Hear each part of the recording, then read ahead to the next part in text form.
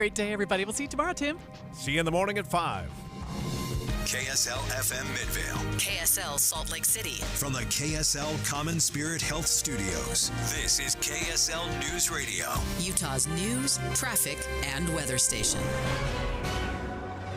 It is 9 o'clock at KSL News Radio. I'm Tim Hughes with a look at our top stories this hour. A federal grant now being handed to the American Red Cross will help them innovate cold storage platelet programs.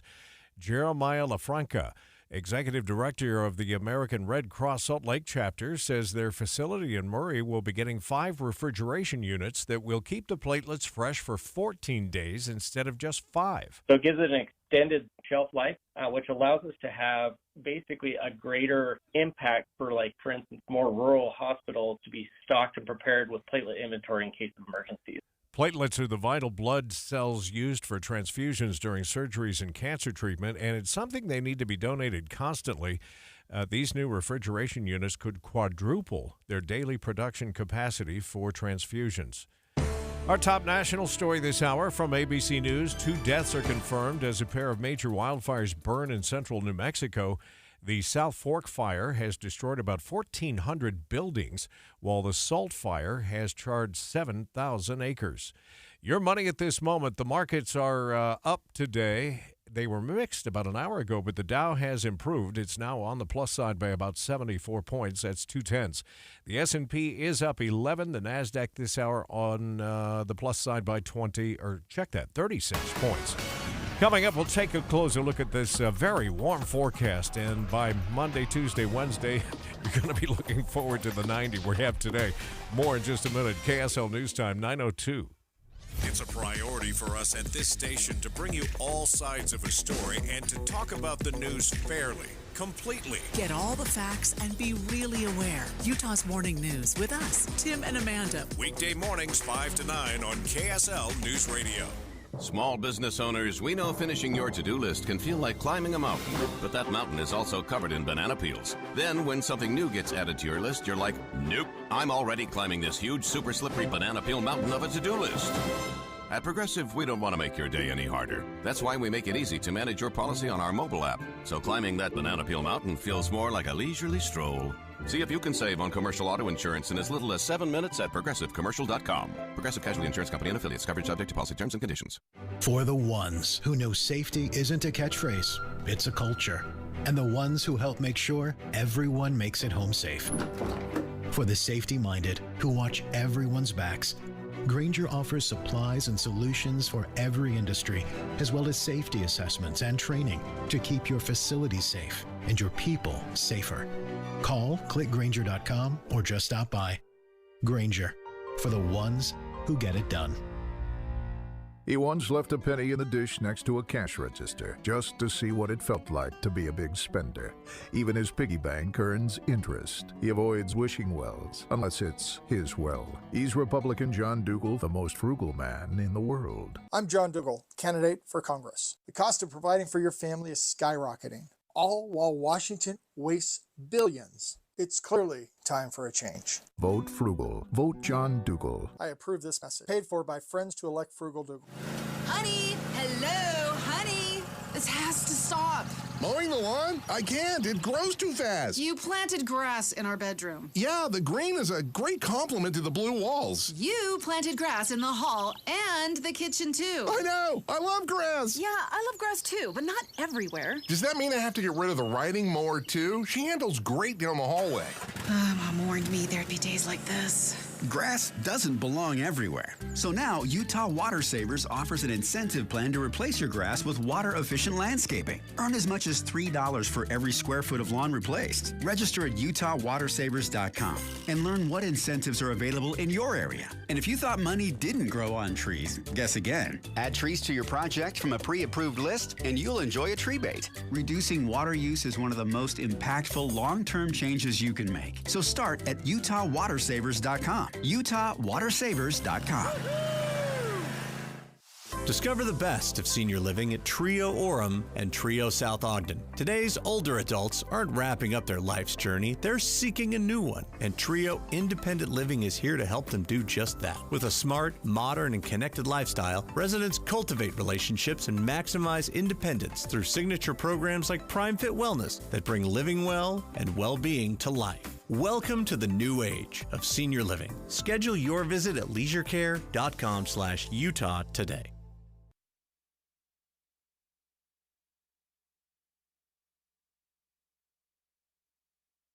Time again to get a look at traffic and weather together here. Brought to you by Sinclair's DinoPay app, where you can save up to 20 cents a gallon.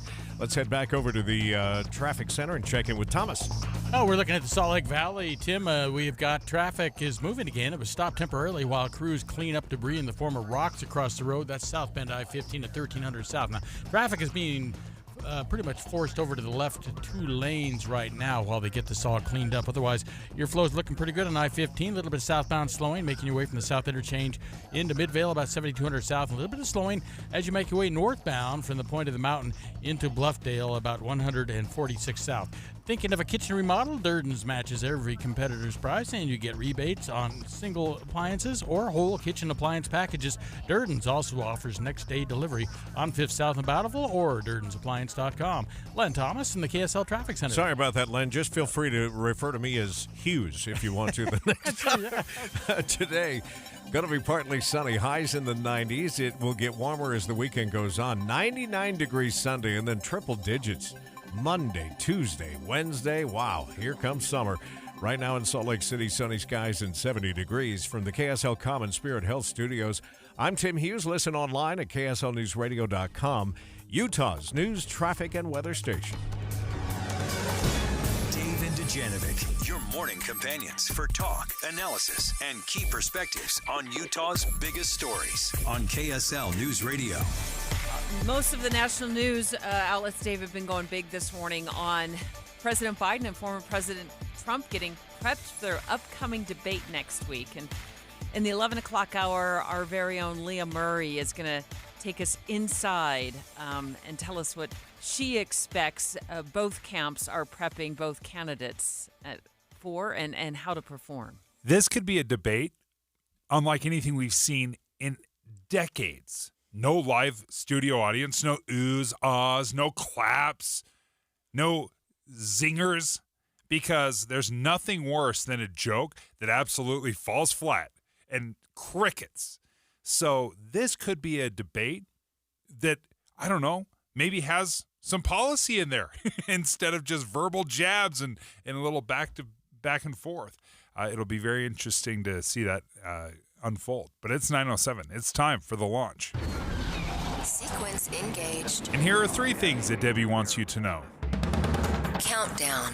3. No cell phones, no social media use during school hours. That's the Los Angeles School Board just voting to ban both when kids are in school. Now, how it'll work and which grade level will be most impacted has yet to be ironed out. But I can tell you these bans are catching on. There's one in Florida, and there's even one in consideration here. So we're going to check back in this morning with the Granite School District on where their ban discussion is at.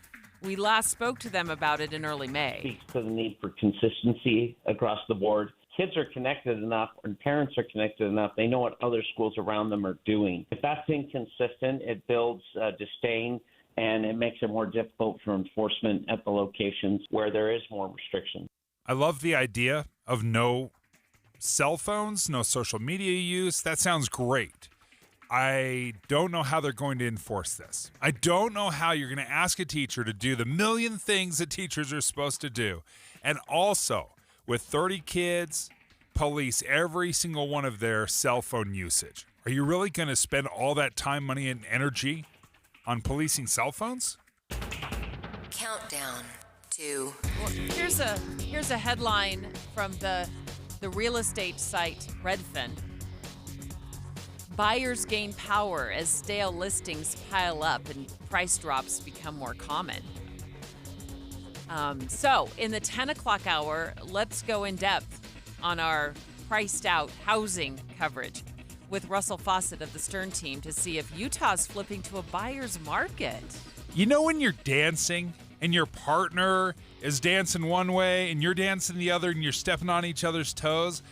I think that's a little bit what's going on right now. Do you start your house at a low price and maybe start up a bidding war? Or do you price it very high, pie in the sky, fingers crossed, and then have to bring it down, have price cut after price cut? What's the better way to price your home? Start low or start high? Launch countdown 1. President Biden tried to expand some transgender rights through Title IX. The Utah legislature, during its special session yesterday, just told schools in Utah to ignore those changes. Title IX is in direct conflict with the law that we passed last year, not allowing biological males to enter locker rooms, enter bathrooms, play female sports. That was House Speaker Mike Schultz, and Title IX has changed sports in America. It opened so many doors for women. It forced schools to give equal attention, funding, and opportunity to girls. But lawmakers are saying that by expanding Title IX to include transgender girls, it's actually undermining the very purpose of Title IX. Dave and Dujanovic. The launch. Commence. Dave and Dujanovic. Special coverage of the top local story. Here's Title IX of the Education Amendments. We got to go way back to 1972. And it states that no person in the United States shall, on the basis of sex, be excluded from participation in, be denied the benefits of, or be subjected to discrimination under any education program or activity receiving federal financial assistance. And if you look back in 1972, Deb, I did a little research. I found that about 300,000 women were playing high school sports and college sports. 300,000 across the entire country. Today, it's over 3 million. We have over 230,000 women college athletes.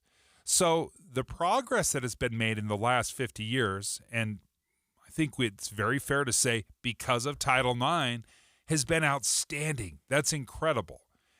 But again, the state is saying you're pushing too far. You're reading too much into what Title IX does. So at its heart, the new Title IX changes at the federal level are meant to allow transgender students to participate in any activity they choose.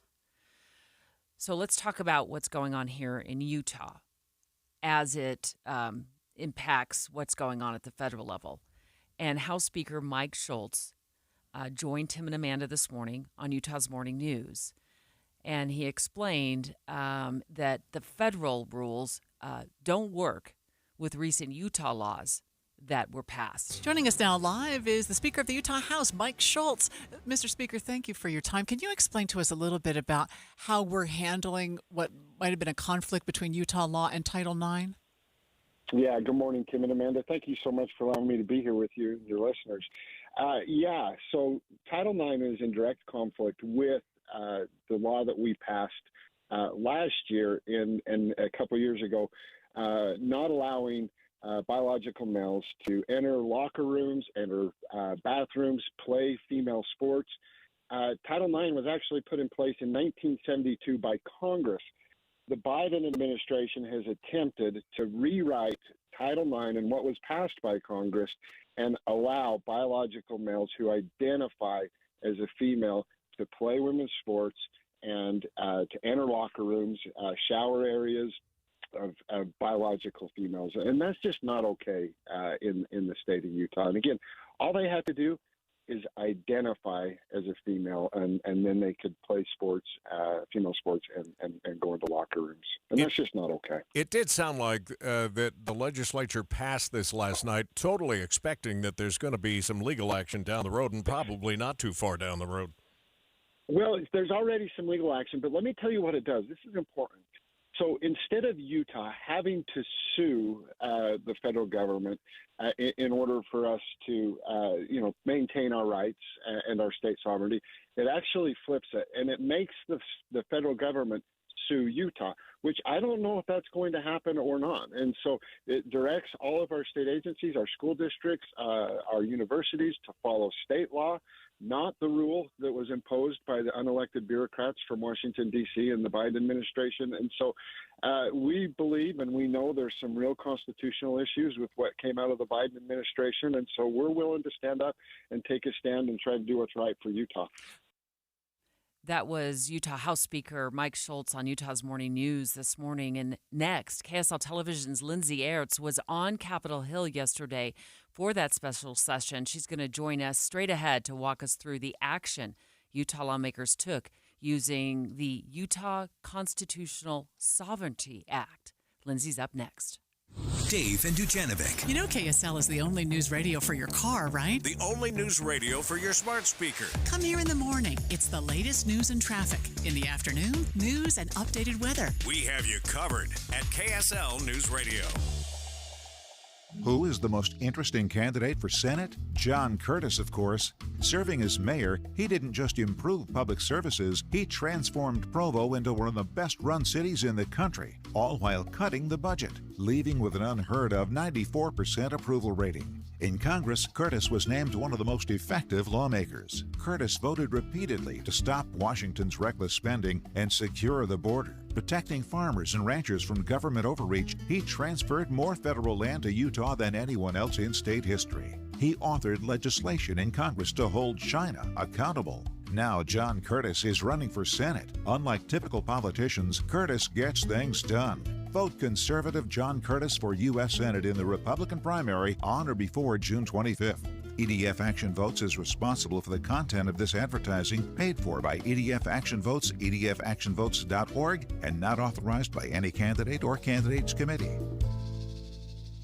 From triple digits to below normal temps. Some of the mountaintops ended up getting a dusting of snow. And high winds. We are monitoring several power outages around the state. When severe Utah weather hits, tune to KSL for the latest and get an updated forecast every 10 minutes on the 9s, mornings and afternoons on KSL News Radio. Summer is here and the great outdoors is calling. At Motorsportsland, our Fun in the Sun sales event is in full swing, offering unbeatable deals on a huge selection of RVs, like our 17-foot bunk model Viking travel trailer, which is lightweight, easy to tow, and has all the necessities for only $14,995 with payment options as low as $149 a month. Or our loaded 30-foot Raptor Carbon Series toy hauler with a slide-out, solar, and 15 feet of cargo space for only $36,995 with payment options as low as $349 a month. Imagine waking up to the fresh mountain air, roasting marshmallows by the campfire, and creating unforgettable memories with your loved ones. Don't let another summer pass you by. Save thousands and get the RV of your dreams during Motorsportsland's Fun in the Sun sales event. Visit us today and start a new chapter of excitement at a Motorsportsland RV Center. Adventure awaits. Let Motorsportsland help you get away.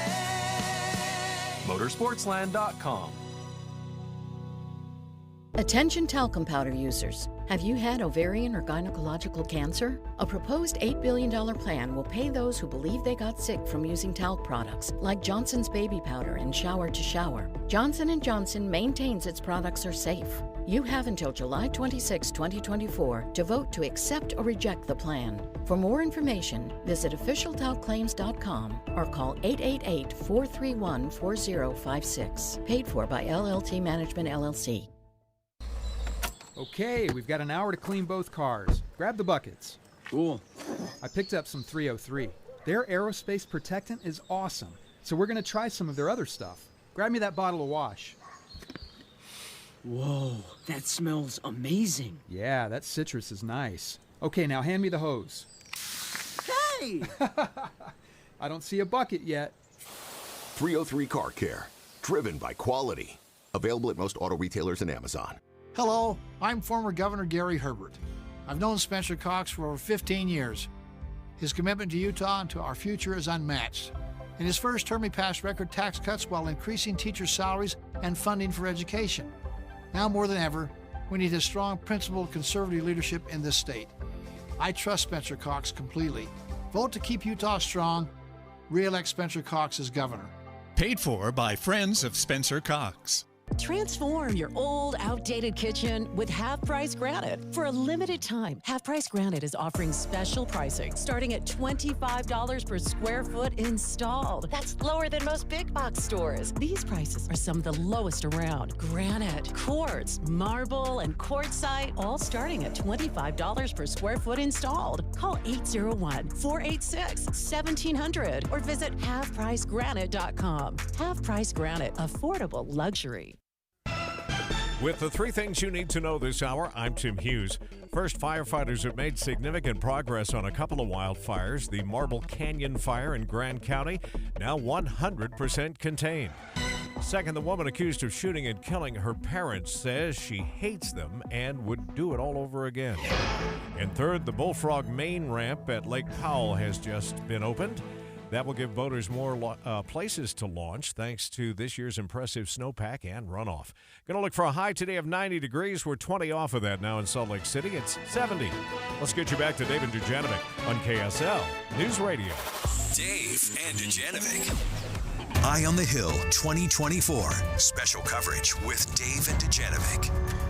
The Biden administration told the United States Department of Education that Title IX, which is known for leveling out the playing field between men and women when it comes to high school and college sports, well, that they need to include transgender girls. And if you listen to Utah's Morning News, you heard Speaker of the House Mike Schultz say that the new Title IX rules that the Biden administration and the U.S. Department of Education are implementing, that they don't work with recently passed laws here in Utah. Title IX is in direct conflict with the law that we passed last year, not allowing biological males to enter locker rooms, enter bathrooms, play female sports. Joining us right now from KSL Television is Lindsay Ertz. Lindsay, you were covering this special session. What did the legislature do regarding these Title IX rules? Yeah, so essentially they approved this. They passed a pair of resolutions which in essence say, hey, state employees and elected officials, you've got to follow state law when it comes to the laws we passed on bathroom access for transgender people and sports for transgender people. You've got to follow state law as opposed to these new federal directives that were just handed down from the Biden administration. So what they did was enact what's called the Utah Constitutional Sovereignty Act. It's a law they passed last year that allows them to opt out of federal directives in favor of state sovereignty. So essentially what they're saying is because this is not a congressional decision, this is not a law, this is not a Supreme Court ruling, they are saying Utah has the right to dictate what Utah does within its borders, and we're going to enact it here, whereas the Title IX rules are coming from the Biden administration and the Department of Education, so they're a rule as opposed to a law.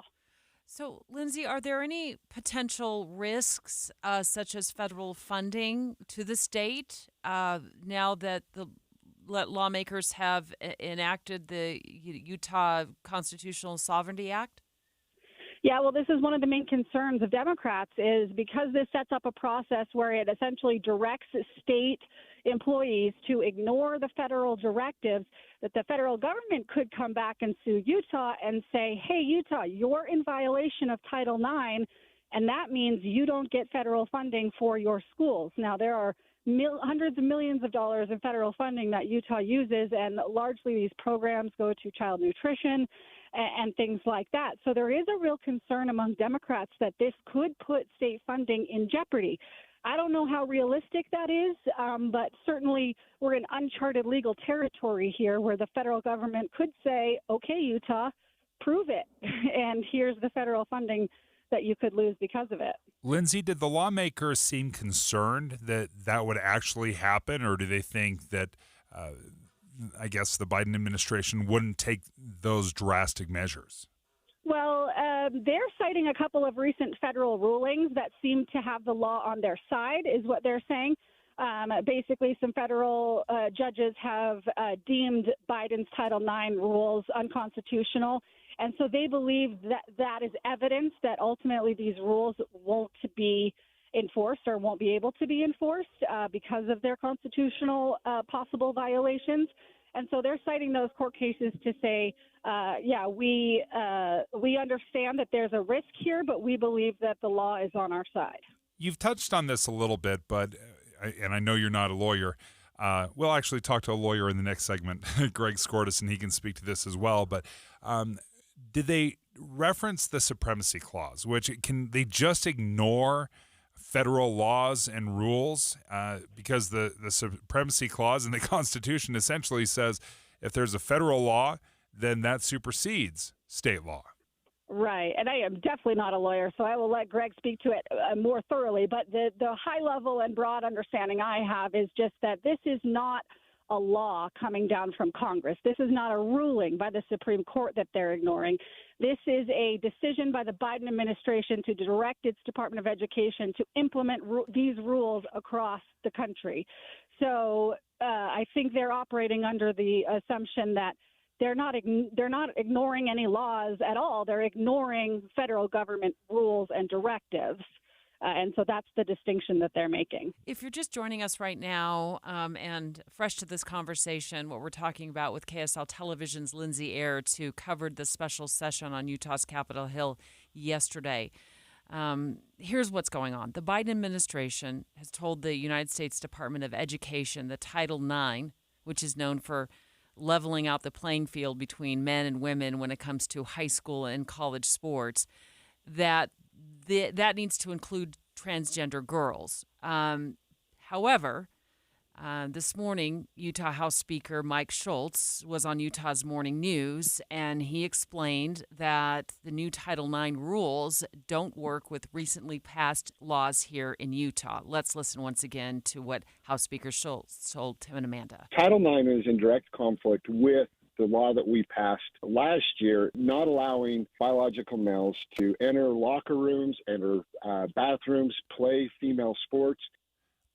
Is the legislature, are they prepared? And I'll play a little bit from Mike Schultz here. How prepared are they when it comes to being sued? Hold on a second, Linz. Let's listen to what Speaker Schultz told Utah's Morning News. So instead of Utah having to sue the federal government in order for us to maintain our rights and our state sovereignty, it actually flips it, and it makes the federal government sue Utah. And that seems a unique little change to, and maybe explains why they were doing this, Lindsay, is typically if something passes that people don't like, then they sue, because they don't like it. It seems like This is a little bit of a switcheroo. Yeah, that's exactly what they're saying. They're saying instead of you having to come sue us so we will stop implementing these rules, we're not even going to implement them. You can come sue us, and the courts can tell us whether or not we need to implement them. So that's kind of the sovereignty that they are implementing here. Now, I will say that we also did ask Speaker Schultz and Senate President Stuart Adams how prepared the state is if they were to face lawsuits, if they were to face federal funding, and they say they're confident. They say they're standing on this decision. They believe they have courts on their side, again, citing some cases that recently came down from federal judges. And then as far as the funding goes, they say they're always kind of prepared if federal funding were to go away. They like to be that prepared here in the state because they don't want to rely on federal funding. But at the same time, federal funding provides a large chunk of, especially for schools and our state budget here in Utah. We know you're going to keep a close eye on this for KSL5 Television. Lindsay, thank you so much. We always appreciate our working relationship with KSL5 and with you as well. And I suppose you, like everybody else, will be waiting to see how this plays out as we get into a new school year here shortly, right? Yeah, this is a weedy one, guys, and so I appreciate you kind of walking through it. It's hard to understand kind of what they did, but the effect of it is that Biden's new Title IX rules that expand for gender identity and sexual orientation will not be able to take effect in Utah this coming school year. Lindsay Aerts, thank you for joining us from KSL5 TV. Dave, you touched on something at the very beginning of our show, and that was how effective Title IX has been to allow women into sports and to play sports in high school and college. And when we go back to 1972, something came to my mind when we were talking about that earlier. I was 5 years old when those rules took effect. I did not know, grade school or middle school or high school or college without women's athletics program. I played softball and I played tennis on the tennis team in high school. I'm looking back pre-1972 and I'm wondering, well, I suppose women just didn't. We just didn't. And I'd like to talk more about what Title IX has done with you, knowing so much about this from a sports producer's perspective, because you worked in the sports department so long, and also with KSL News Radio's legal analyst, Greg Skordas. He's calling the show in about 4 minutes. 9:30 at KSL News Radio. Good morning. I'm Tim Hughes. Let's take a look at our top local stories. The Utah legislature working towards purchasing 2 coal plants in Delta. They're currently owned by California, but the state is planning to close them and switch to natural and hydrogen gas next year. Representative Carl Albrecht sponsored the bill to make the purchase here in Utah easier, and he says 1,900 megawatts of power from the plants will be a huge benefit for Utahns. A home in St. George is going to require more because they run air conditioning more. A home in Salt Lake might require more heating, but on the average, between 1.5 and 1.9 million homes. Albrecht says the growth in the state will require more power, and the current power companies just don't have the capacity to produce enough. Our top national story this hour from ABC News: a man with an active homicide warrant in his home state of Alabama is now suspected of killing at least 2 people in Oklahoma. Morrilton, Arkansas is not far from the Oklahoma community where Stacy Lee Drake is thought to have killed a woman and man and taken their car.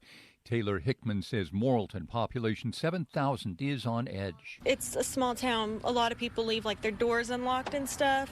We didn't even know. We just thought we were still in paradise. The 50-year-old Drake was spotted buying camping equipment in Morrilton Wednesday. He hasn't been seen since. Jim Ryan, ABC News. Your money at this moment, the market's in the green. We're up 63 on the Dow, up just a fraction, about a tenth on the S&P. It's up 6 points. The NASDAQ also has gained 13, which is just shy of 0.1%. Coming up, we'll try and explain what a snowplow is doing on I-15 northbound. What's going on there? Traffic and weather together is next. Our news time is 9:32. Here's a way to get breaking news updates anywhere you go. At the store or in a work meeting, you can get breaking news on your phone. You can quickly read it, swipe, or click for more. It's super discreet, super fast. That's the app for KSL News Radio. If you, like me, have tried for years to lose weight and have tried to do it on your own, and you set resolutions and you kind of beat yourself up anytime you fall short of your weight loss goals, I want to ask you to consider maybe joining a program. And the program that I joined several months ago was Salt Lake City Fat Loss. And they told me I could lose up to 1 pound of fat every day.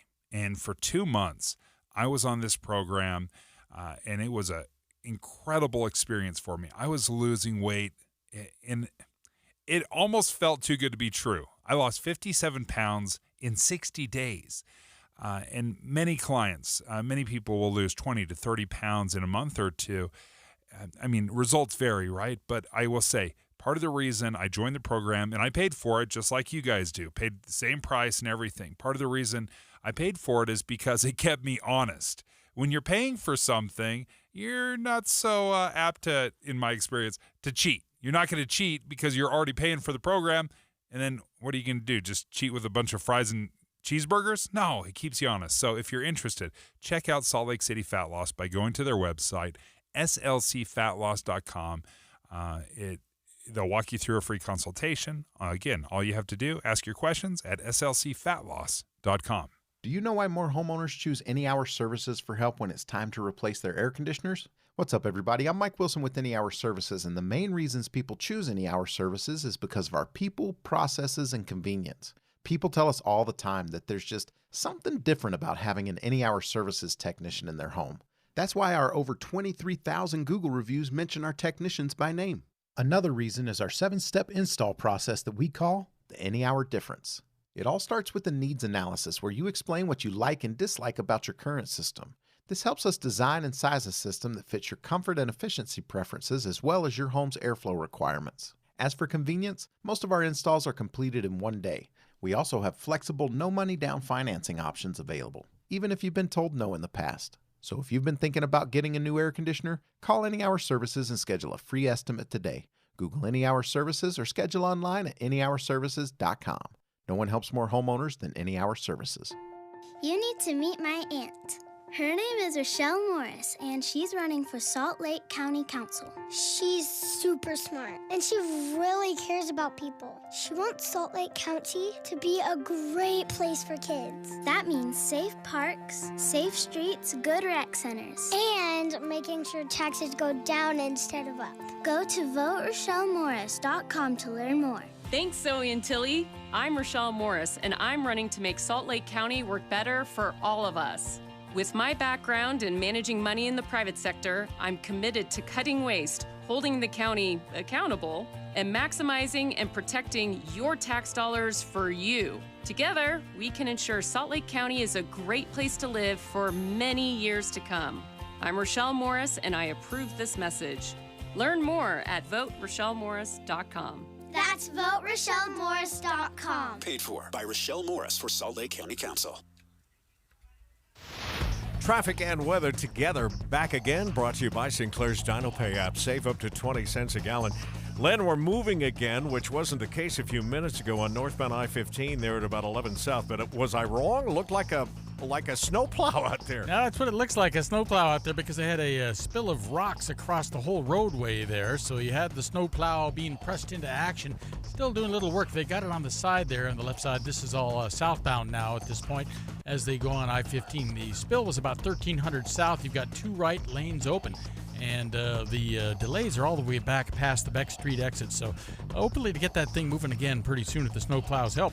Logan is Utah's heart of the arts. Buy your tickets now for the 50s musical Shaboom, Disney's Tarzan, the Commodores, Andrew Lloyd Webber's Cats, and tons more. See the calendar, explorelogan.com. Len Thomas, the KSL Traffic Center.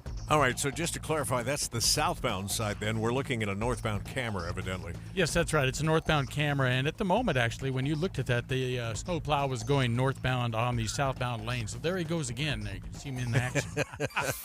Won't be finding any snow out there with these temperatures, I'll tell you that.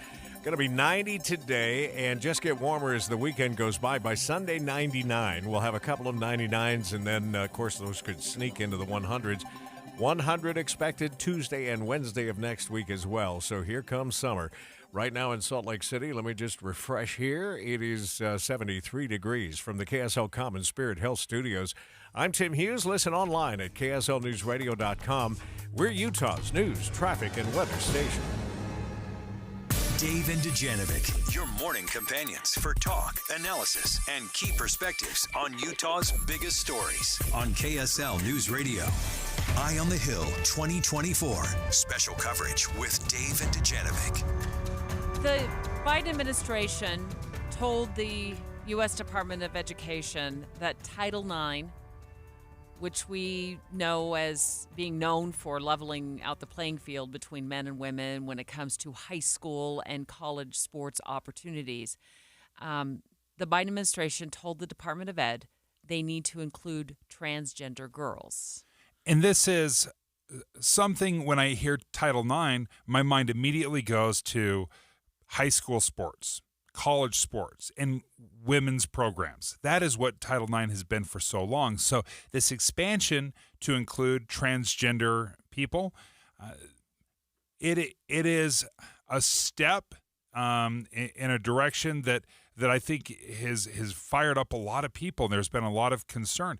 But I will tell you, Deb, looking at Title IX, it was back in the 70s when it first passed. What it has done for women's sports has been unbelievable. If you compare the 70s, 1972 when it passed, to today, participation in sports and females participating in sports has gone up tenfold. I'm looking forward to talking to you more about that as a former sports producer who's covered a lot of college and professional sports and also our KSL legal analyst, Greg Skordas, who can walk us through what Title IX is and what it does. I just want to make sure our listeners who are tuning in know that earlier today we had Speaker of the House, Mike Schultz, on KSL News Radio. He joined Tim and Amanda on Utah's Morning News, and he was talking about the special session that was held on Utah's Capitol Hill yesterday, and how Utah law will be in place, will stay in place. Let's listen to what he had to say. Title IX is in direct conflict with the law that we passed last year, not allowing biological males to enter locker rooms, enter bathrooms, play female sports. And as we talked to KSL5 Television's Lindsay Aerts just moments ago, who covered the session, there has been a couple of resolutions passed on Capitol Hill to give direction to Utah educators that they are to stay within Utah's law, that essentially what they can do is ignore the federal rules that have been enacted, and they will stick with Utah law. So that sets the scene of why we are discussing Title IX right now. Greg Skordas joining us right now. Greg, so I guess maybe my struggle here with Title IX, or my understanding is, why can't the Biden administration expand their definition of Title IX, or what's some of the hangups that the state has with this? Well, that's a good question, and I really appreciate your introductory comments, Dave, when you talked about what Title IX had done and what changes we've had. So typically we expect with matters like this that it goes through Congress, and there's been a huge problem over the last, 5 or 6 years with a lot of things that the administration's doing, and groups taking that up and saying, no, that's for Congress to do. So Title IX is in effect. It's been in effect for many, many years. And you're right. It has historically dealt with the male-female relationship, and try to balance that out so that schools that receive federal funding, public schools that receive federal funding, have to treat both genders equally with respect to sports and other things like that. So come along the Biden administration, now they've said, well, we want to expand Title IX to include transgender, LGBTQ groups, and the state of Utah and others have said, you know what, you don't get to do that. That's for Congress to do. That's for other people to do. And for you to just come in and expand current law is wrong. And so Utah's even gone to the point of saying, we're not even going to follow what the administration's doing. And they passed what they call a Constitutional Sovereignty Act, basically saying we're sort of our own sovereign now, and we'll do what we think is best, notwithstanding what the federal government has done. And so this is all going to end up in some court someday, and we'll decide whether A, the Biden administration had the authority to do what it did, and B, whether the Utah legislature had the authority to do what it did in terms of creating their own sort of sovereignty, if you will.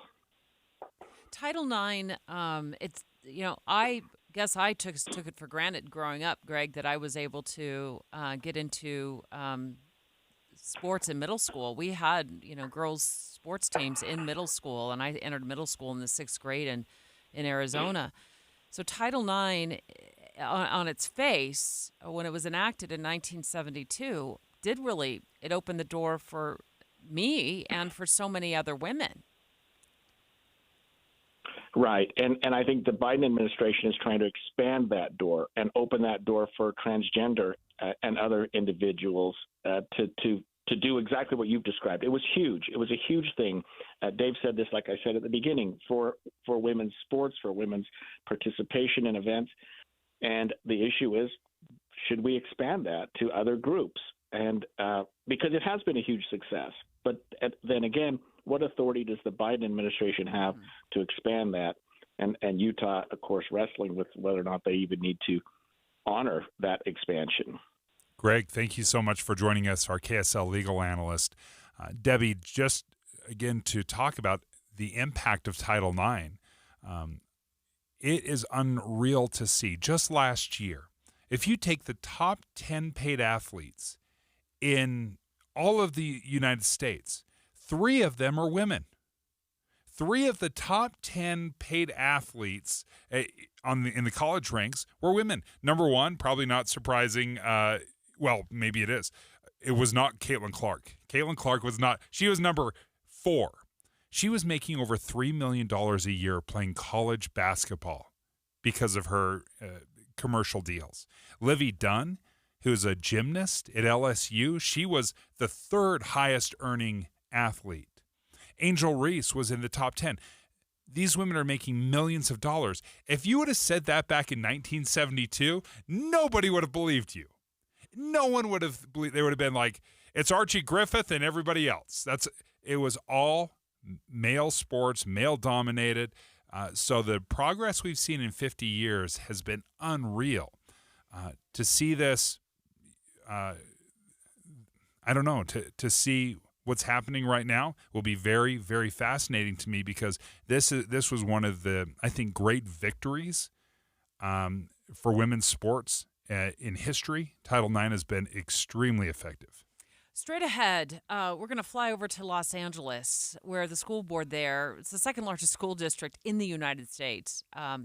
They just voted to ban not only cell phones, but also social media use during school hours. So there's a lot of details that have yet to be worked out on that front.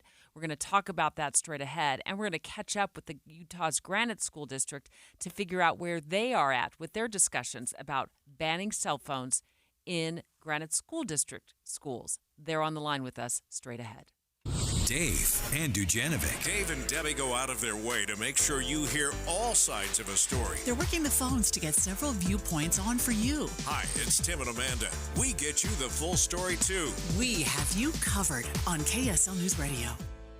Hi, friends. Dan, the laptop man here from PC Laptops. I get a lot of emails with feedback from customers. Here's one.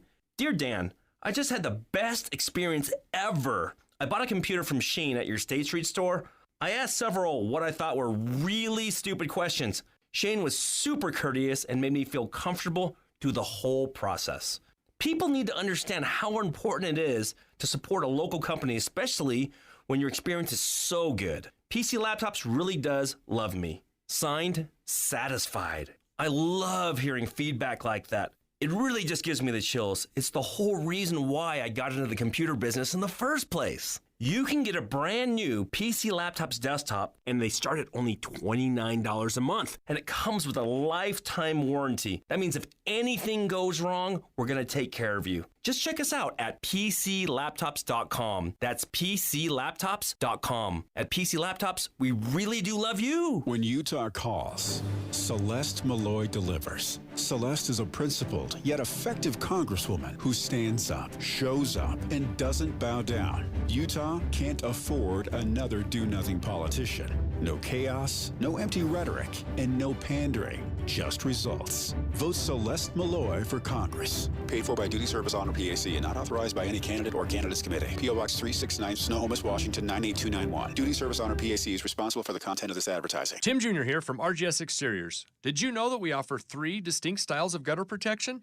Each one meant to handle a specific leaf problem. You might not even know there are different styles of gutter protection, but there are. And if you pick the wrong one, it could be a huge waste of money. Now, the big gutter guard companies won't tell you this. They try to sell you a one-size-fits-all gutter guard. And it could be completely wrong for the amount and types of trees and leaves you have. Not RGS Exteriors. We understand which kind of leaf problem needs which kind of gutter guard. We'll do an in-depth evaluation to assess the types, locations, and numbers of trees in your yard. Based on that data, we match your home to the right gutter guard. So don't risk wasting money on the wrong gutter protection. For a free evaluation and estimate, call RGS Exteriors at 801-280-3110 or visit rgsexteriors.com. That's 801-280-3110 or rgsexteriors.com. Make this summer truly unforgettable with a swim spa from Bullfrog Spas. Experience the perfect blend of space for swimming, playing, and exercising, along with the ultimate relaxation provided by our exclusive Jetpack therapy system. For a limited time, save up to $5,000 and receive a complimentary swim tether kit valued over $400. Make your family exercise and relaxation dreams of a Bullfrog swim spa a reality. Special financing options also available. Visit your local Bullfrog Spas factory store today. Bullfrog Spas. Peaceful body, peaceful Peaceful mind, peaceful home. Frank Myler. I'm running for Utah's Attorney General. You've heard ads, seen billboards, and got mailers. I've also crisscrossed the state getting to know you. Recently, I debated my opponents. What the debate clearly shows is that I'm the only one not tied to special interest, beholden to elected officials, and the only one who's actually fought for your rights. I'll hit the ground running day one. See for yourself. Go to utahdebatecommission.org to check it out. I'm Frank Myler, and I approve this message, paid for by Frank Myler for Attorney General. When you want a brand new kitchen, there's nothing to it. There's a brand new way to do it. 3-day kitchen and bath. James talks about his experience with 3-day kitchen and bath. My wife and I had been talking for several years about getting our kitchen and bathroom remodeled. We'd had some bids actually been made. The thing that always put us off was that they were talking about 2 or 3 months to get all this work done. We heard about 3-day bath and kitchen. We thought that we'd give it a try. They spent 3 days on one of our items and 4 days on another, and the cost was about the same thing as all of the people gave us 3-month estimates for. They went out of their way to make sure that we were satisfied with everything when the job was finished. There's simply no question about the idea that they want satisfied customers and they want people who are pleased with their work. It's about time. 3 days or less. At 3-day kitchen and bath. Peyton was a very kind and giving person. At 15 years old, he sustained life-threatening injuries from a motorcycle accident that took his life. His family felt like Peyton would want to save others and made the decision to donate his organs. Because of their generosity, his organs saved a 2-year-old girl, a teenage boy, and others that were desperate in need of life-saving organs. Go to donorconnect.life and read about what it takes to become a donor. Did you know many people think that they're too old or not in good enough health to be a donor? Anyone can be a donor. If you were told that it could save the life for someone close to you, or even a stranger, would you donate? Finding out more on why you should become a donor is easy. DonorConnect.life can walk you through the process and what it takes to simply sign up. Check yes to become a donor when you renew your driver's license. Give hope. Heal life. DonorConnect.life. Spend time with the ones you love in the most unique dining experience in Utah. Five All's Restaurant. 5 stars, 5 courses, full of history and tradition. Open Thursday through Saturday. Visit 5alls.com. Master Electrical Services, home of the upfront pricing guarantee. With the 3 things you need to know this hour, I'm Tim Hughes. First, South Korea says it will consider sending arms to Ukraine after Russia and North Korea rattled the region and beyond by signing a pact to come to each other's defense in the event of a war. Second, homeowner insurance premiums rose anywhere from 12 to 19% each year since 2022. The Utah Insurance Commission says it's adding to the unaffordability of owning a home. And third, the number of Americans applying for unemployment benefits dropped by 5,000 people, and the 4-week average remains at historically low levels. We're going to shoot for a high today of 90 degrees, and right now in Salt Lake City, it's already 73. Let's get you back to Dave and Dujanovic on KSL News Radio. Dave and Dujanovic. Let's first talk about what they did in Los Angeles schools, where the school board voted to ban not only cell phones during school hours, but also use of social media. So I guess you don't have your cell phone. How do you use social media? You jump on a school computer. They are banning it. They got to figure out, how it's going to look, how it's going to play out in schools yet. Like, will there be cell phone lockers? And we'll talk about that in just a moment. And then in a few minutes, we're going to check in with Utah's Granite School District to see where they're at with their universal cell phone ban in Granite schools. We're struggling with it. We're struggling with figuring out what to do with cell phones because let's be totally honest. As a parent, I love having instant access to my kids. I do. I do not need instant access to my kids when they're at school, but do I text them in school hours? Sure I do. I think most of us have. Now, I'm not expecting them to stop down their math test and respond to Dear Old Dad. I have heard of that song, Dad. I have heard of that band. No, I don't expect that, but we do. We love having that instant access, and I think that's part of the reason why we have been so lax and allowed this to really turn into a mess. Let me bounce some of these thoughts off of you because the school board in Los Angeles, it's the second largest school district in the nation, so this is a really big and bold move for them to tell students you can't bring cell phones. At least if you bring them to school, okay, but you're going to have to either lock them up or you get a lock pouch and you leave it there during school hours. So this would not allow use during, it sounds like lunchtime or during, passing, when you're in the middle of, in between classes. What do you think about that? Bell to bell. Yeah. That's when the opening bell starts till the closing bell ends the school day. No cell phones. And we've heard this from the Granite School District. We heard from the school board. They were talking to principals, and that is what they wanted. They love this bell to bell. Let's make it simple. Let's not say, hey, you can use it here and not there. I think it's a cool idea. I do feel bad for teachers that have to enforce this, because that's going to be a real point of contention. And that's one of the things that came out in the news articles that I'm reading, what's going on in Los Angeles with the school board. Banning cell phone use and also social media during school hours is who enforces it? How does it get enforced? What does the enforcement look like? Are there graduated fines?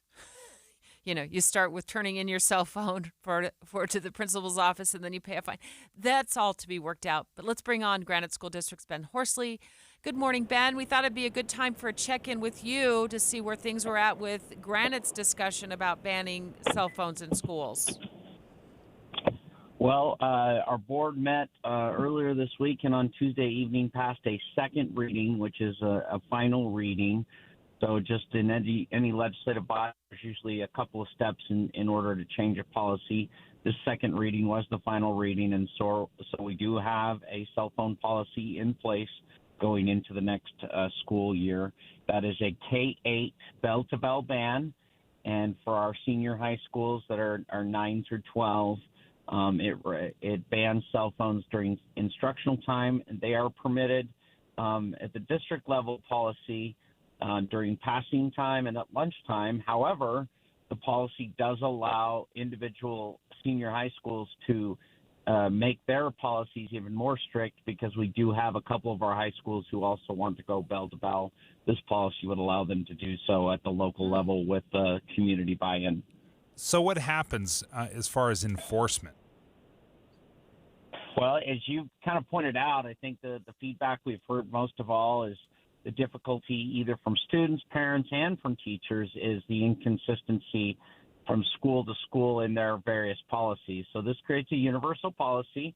Obviously, if a teacher is failing to enforce that policy, in this particular case, because now it's a district level policy, they could be subject to corrective action. So the expectation is that they would follow through and take appropriate steps within the administrative memo associated with that to follow up and enforce the ban. But we're trying to also make sure that that's not overly burdensome for our teachers as well. So really the bulk of that, well, if that cell phone's out, then you're just going to get it removed and taken away. And there's some progressive steps in that corrective action and enforcement. Ben Horsley with the Granite School District live on the line, just walking us through what the Granite School District is doing regarding cell phones in schools. And so, Ben, if I'm interpreting this right, starting this school year, K through 8 students in the Granite School District will have a bell-to-bell ban on cell phone use throughout the school day, right? Correct. And so you could have it on your person.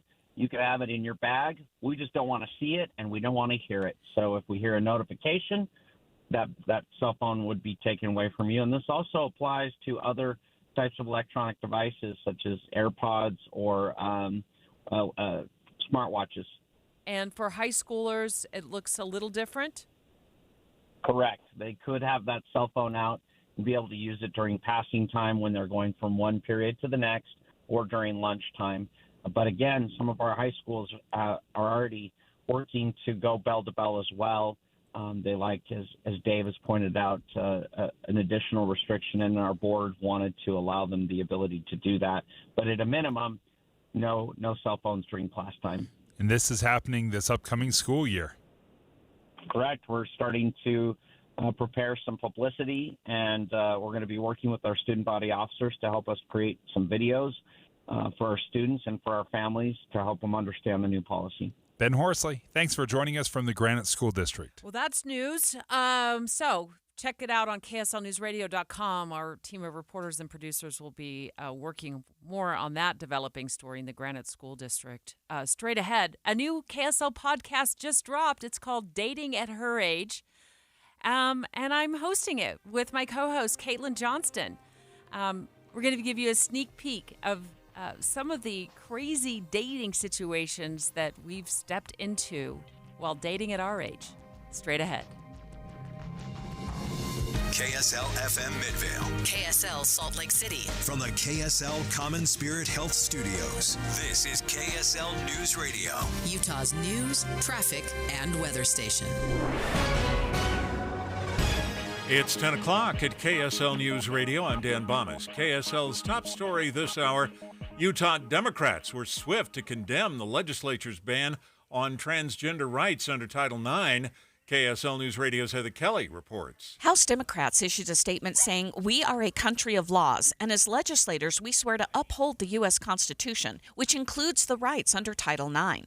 Equality Utah also gave a response through Policy Director Marina Lowe. She says Utah will now be spending time and money on litigation in order to police bathroom usage by children. Lowe also says the Utah legislature is undermining protections for students based on gender and sexual identity. Our top national story this hour from ABC News. President Biden going to Camp David for the weekend to get ready for his televised debate with former President Trump next week. He's working with senior campaign aides and advisors on just how to respond to Trump. The debate's set for next Thursday. Your money at this moment, the Dow Jones average up on the day right now, 76 point, while the NASDAQ is down 16. And our KSL weather, going to get hot for the weekend and even hotter next week. KSL News Time, 10:01. News doesn't just mean information or dates. It's the story of our local history being told in real time. Be a part of the story. This is Tim Hughes and Amanda Dixon. We hope to be a part of your story. We have you covered on KSL News Radio. Honey! Hello, honey! This has to stop. Mowing the lawn? I can't. It grows too fast. You planted grass in our bedroom. Yeah, the green is a great compliment to the blue walls. You planted grass in the hall and the kitchen, too. I know. I love grass. Yeah, I love grass, too, but not everywhere. Does that mean I have to get rid of the riding mower, too? She handles great down the hallway. Mom warned me there'd be days like this. Grass doesn't belong everywhere. So now, Utah Water Savers offers an incentive plan to replace your grass with water-efficient landscaping. Earn as much as $3 for every square foot of lawn replaced. Register at utahwatersavers.com and learn what incentives are available in your area. And if you thought money didn't grow on trees, guess again. Add trees to your project from a pre-approved list, and you'll enjoy a tree bait. Reducing water use is one of the most impactful long-term changes you can make. So start at utahwatersavers.com. utahwatersavers.com. You've been working so hard to keep your lawn and garden looking good. Maybe it's time to make your home look incredible with new window frames and double-pane glass from Advanced Window Products. If you can imagine it, they can create it at their factory in Salt Lake City. Any style, any color, security enhancements to keep your family safe. All this and factory direct pricing. You're buying local and paying less. So seal up your home and reap the energy savings with Advanced Window Products, where they've been creating windows for 38 years. No subcontractors, they're not resellers. They build the windows, they install the windows, and they guarantee them for life. And right now at their summer special, get an extra $2,500 off on 10 windows or more. They offer 0% financing and even buy now, pay later. Busy season's just hitting. Call now. Advanced Window Products, $2,500 off. But you have to call 801-850-9100. That's 801-850-9100. Or go to advancedwindowsusa.com. Hey, have you saved more than $200,000 in an IRA or 401k? You may not realize it now, but you've got a big problem on your hands. And that problem is taxes. Because if you don't take advantage of some tax planning strategies now, Uncle Sam could take a big chunk of your hard-earned retirement savings. Learn how you could reduce the taxes on your IRA and 401k with a free retirement tax savings analysis. It's from Boss Retirement Solutions. If you've saved more than $200,000, schedule your free tax strategy session now by calling 801-896-9622. Discover the tax planning strategies that could dramatically reduce your taxes in retirement. Call 801-896-9622. That's 801-896-9622. Advisory services offered through Boss Retirement Advisors, an SEC-registered investment advisory firm. Insurance products and services offered through Boss Retirement Solutions.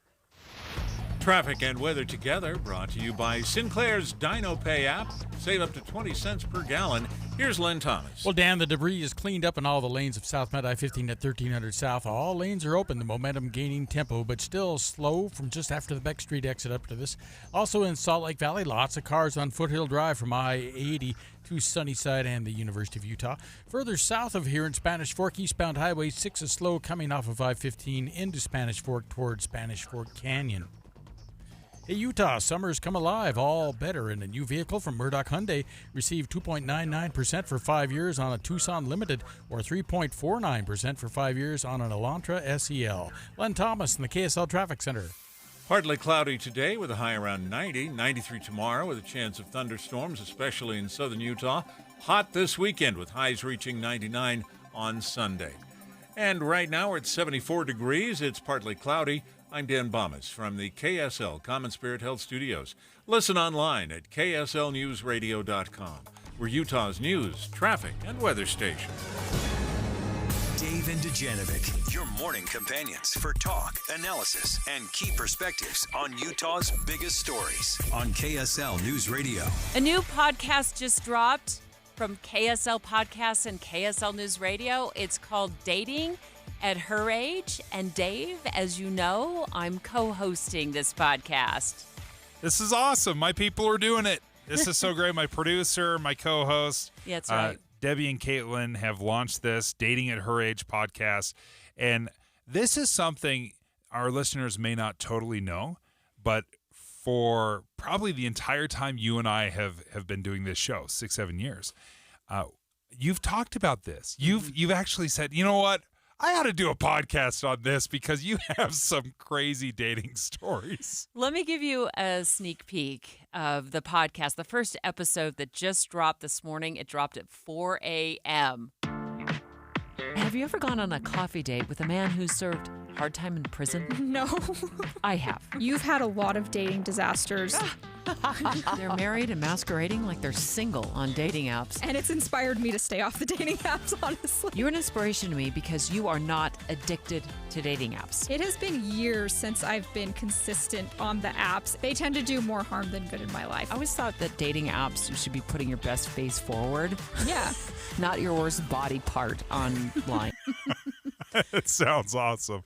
All right, so Caitlin Johnston, our producer and host of Dating at Her Age, is in studio with us. So I want to ask you a few things. Can I throw some stuff at you? Absolutely. All right, number one.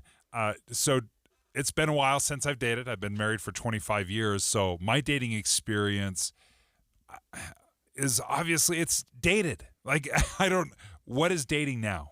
It's How do you not date? Good, at least in my experience. I can't speak for everybody. It just seems like it's turned kind of artificial and very shallow, which is just due to the digital age and the apps and whatnot. So I don't love dating. I don't do it a lot. I was forced to get back on the apps because of Debbie, because we were doing this podcast, and I was like, all right, I'll try it. Didn't like my time on there this last time either. But yeah, I mean, I haven't had the best experiences, but I just feel like it's because of how accessible everybody is and how we lack the depth of connection. What I really appreciate about this podcast, Dave, is Caitlin is 29 years old. I'm 57. We're both struggling to date in this world of dating that's very much leaning into the digital way of dating. And we come at it from two different perspectives. And it's not just a podcast about our dating app disaster stories like this one. I was at coffee with a man who tried to take the life of another human. Yeah. Run for the hills. And he'd serve time. And honestly, this could be so common because there's no way dating apps can vet that. So it's just, yeah, this is why I'm scared of dating apps in a lot of ways. You never know who you're talking to. I got stood up once because they got arrested for selling drugs. What? This is the thing. This is what women are, at least we are facing in our dating lives. Okay, so this is okay, a little scary because you're both smart, successful, accomplished, beautiful. Like, you're all these things. If you guys are not having success, where does the success lie? That is a great Beats me, question. Dave. Yeah, and that's what we're in search of. And in our second episode, which drops next Thursday, so every episode drops on Thursdays at 4 a.m., right, Caitlin? Yep, that's middle of the night. But middle of the night. First thing in your feed, though. We talked to psychologist Dr. Tom Golightly about what Caitlin calls dating in the wild, and that is our initiative to try to get off of the dating apps and get out of the digital connections and try to find somebody in places where we would naturally like fit into. Yeah, this is my biggest thing. This is why like I said, I don't like the dating apps. They seem artificial. And so I'm just like, okay, I forgot how to talk to people. I think everybody else did too. Mm-hmm. And I have observed this. I've been very observant over the last month or so. Everyone's head down in their phones, always just really fast on the go. And I don't know how to meet people. Like, what do you do? What do you say? I'm so socially awkward. It's not well. Why don't dating apps work? Because I would think they would be outstanding. I think I would have been a phenomenal online dater because what I like about it is you're putting yourself out there saying, I'm open, I'm willing, I'm available, and presumably everybody else is as well. I think Dr. Tom, when we talked to him, really hit it, why dating apps don't work for everybody. And I feel like this was an aha moment for me of I'm just using dating apps all wrong. Our phones are a vehicle. They're not the end point. And so many people use these dating apps, and it's like, well, I am dating, but you're not. You're not really dating when you're on the dating app. I'm all about a minimal interaction before we do a little bit of an in real life meetup. So, hey, okay, I'm intrigued here. I don't need to keep going back and forth. Let's go to Starbucks. Let's just meet. Let's just meet for a little while and see if I want to do more of that. And I think too often we'll go back and forth in the DMs or the direct and comments and different things, and we'll go into a deep dive there in those spaces. I think that's where I've lost sight of what dating apps are useful for. So I get caught up in weeks of back and forth chit chat, not really recognizing that he's not really interested in meeting me in person. And so then I get frustrated at the dating app.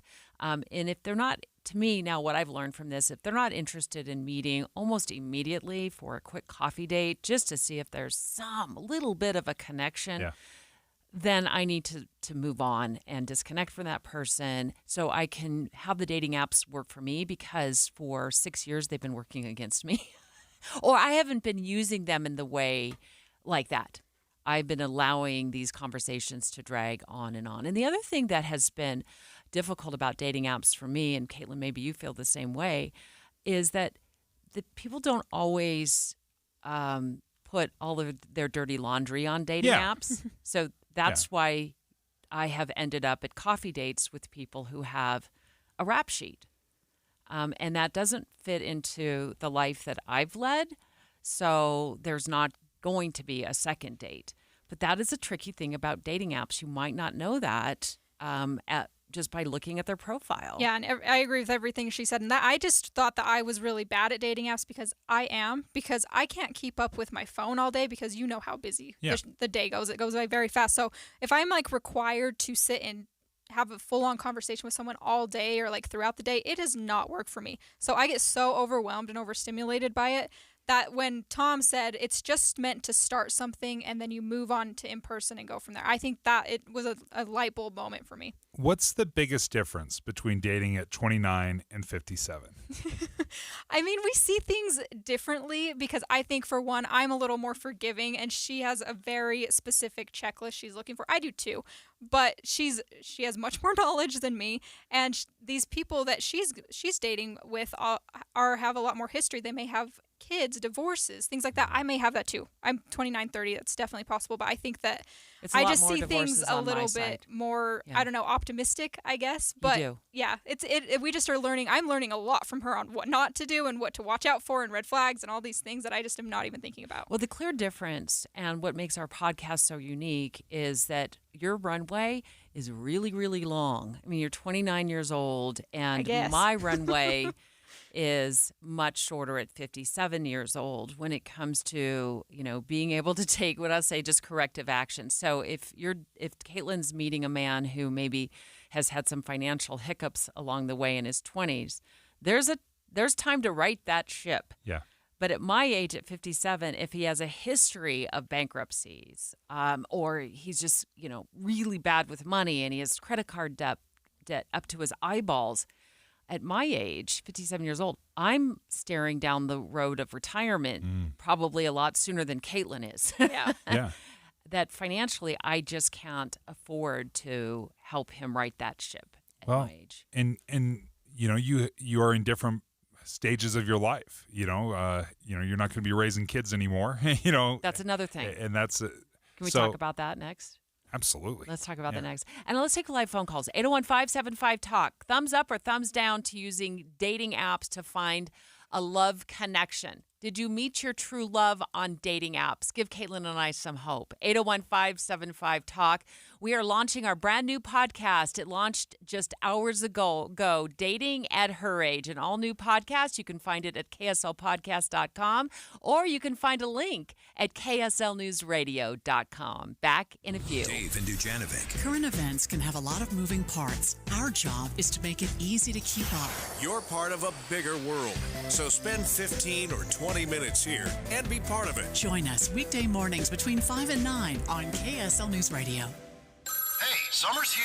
Better replace your old air conditioner with up to $4,450 in incentives from First Choice Heating and Air on a new day and night system help. Don't put it off. Have First Choice Heating and Air install a new day and night heat pump AC and furnace and get rebates and tax credits totaling as much as $4,450. You'll be cool all summer and save on your energy bills. Hi, this is Rob Freeman. Click online to firstchoicecool.com. We have you covered. The difference is day and night at First Choice Heating and Air. For the right repair and the right paint, the right choice is manufacturer-certified Martins Collision Repair. Hi, I'm Tiago Martins, and few have met the rigorous certification by Kia, Dodge, Infiniti, Chrysler, Jeep, Nissan, Hyundai, and many others. But it's one more reason that Martins is your right choice. Check online at martinscollision.com. On State Street in Orem and in Salem, we work with all insurance companies. The right repair, the right paint, the right choice. Martin's Collision Repair. With just days to go before primary ballots are counted, cast your vote for KSL News Radio. Choose Tim and Amanda each morning for important local stories from 5 to 9. Elect to include Dave and Dujanovic and Boyd Matheson for daily analysis of the campaigns. And on your ride home, write in Jeff Kaplan from 3 to 7. It's your voice, your vote, your station for election coverage. KSL News Radio.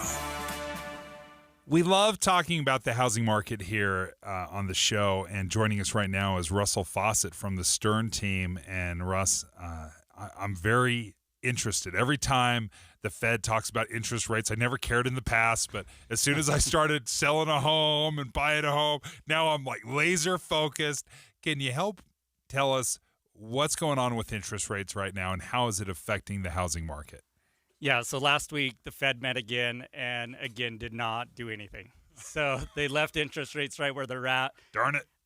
Honestly, with how resilient the economy's been, they might lower interest rates one time this year. So any swing in interest rates are going to have to do with inflation reports, jobless reports, things like that. But we're kind of in it for a minute. I mean, this is our new norm. Russell, are you seeing an increase in housing inventory? That houses going up for sale? Yeah, so the inventory has ticked up a little bit. So for perspective, at the lowest, we had about 2,000 homes on the market. Right now, we're sitting just below 10,000. That seems like a lot, but normal was 12 to 14,000. Oh. So we're still low in inventory, but it's more than we've seen in the last probably 3-4 years. Is it still a seller's market, or are things starting to shift? So we're starting to see the shift. I actually checked this right before I came in today, and we're at about 3.5 months supply of inventory. And where it breaks down is at 4 to 6 months of inventory is when it's a balanced market, and then above 6 months is a buyer's market. So we're actually still sitting in that seller's market, but we're shifting, so it's starting to feel more like a buyer's market. And you have programs that help both buyers and sellers, right? Tell us more about that. Yeah, so right now, you've probably heard a lot of the changes coming in the real estate industry. So one of the biggest things that we're doing is we do have a flexible commission scale for our sellers. Not every seller needs the exact same thing to sell their home. So we want to be flexible with our commissions and make sure that you're paying for the service that you're getting. Russell Fawcett, thank you for joining us from the Stern team. If you're ever interested in learning more about the value of your home, you can just go to sternteam.com. Any Hour Services can make sure your AC keeps you cool this summer. Whether you need a tune-up, repair, or just a second opinion about replacing it, call Any Hour Services or visit anyhourservices.com. Spencer Cox and Colorado Governor Jared Polis are chair and vice chair of the National Governors Association. KUTV News reported that Denver is paying for immigrants to come to Utah. They've shipped 2,000 so far that we know of, and they plan to keep on sending. Are we losing the battle for our borders in Utah? We have two governors disagreeing better while thousands of immigrants are being flown from Denver to Utah. When governors prioritize their own career over what's best for Utah, Utah families lose. I'm Phil Lyman, and I approve this message. Paid for by Lyman for Utah. With the three things you need to know this hour, I'm Dan Bonas. First, Democrats responded angrily to the legislature's determination to challenge federal Title IX regulations. Second, President Biden will spend the weekend getting ready for next week's televised debate with former President Trump.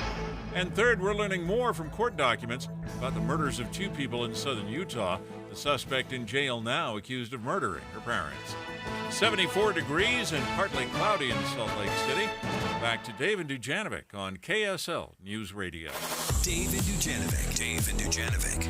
Well, dating in 2024 has been so dicey that our amazing producer, Caitlin Johnston, and I approached our bosses a few months ago and said, can we do a podcast about dating?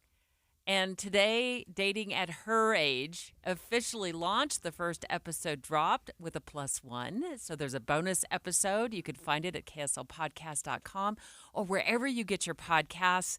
As part of this, Dave, what we're doing in our first episode is sharing some of our dating disaster stories. I think there's a lot of people who can relate to this. I happened to sit down for a date one day and figured out that the guy had been convicted of fraud. I look him up online, and he spent time in prison for fraud.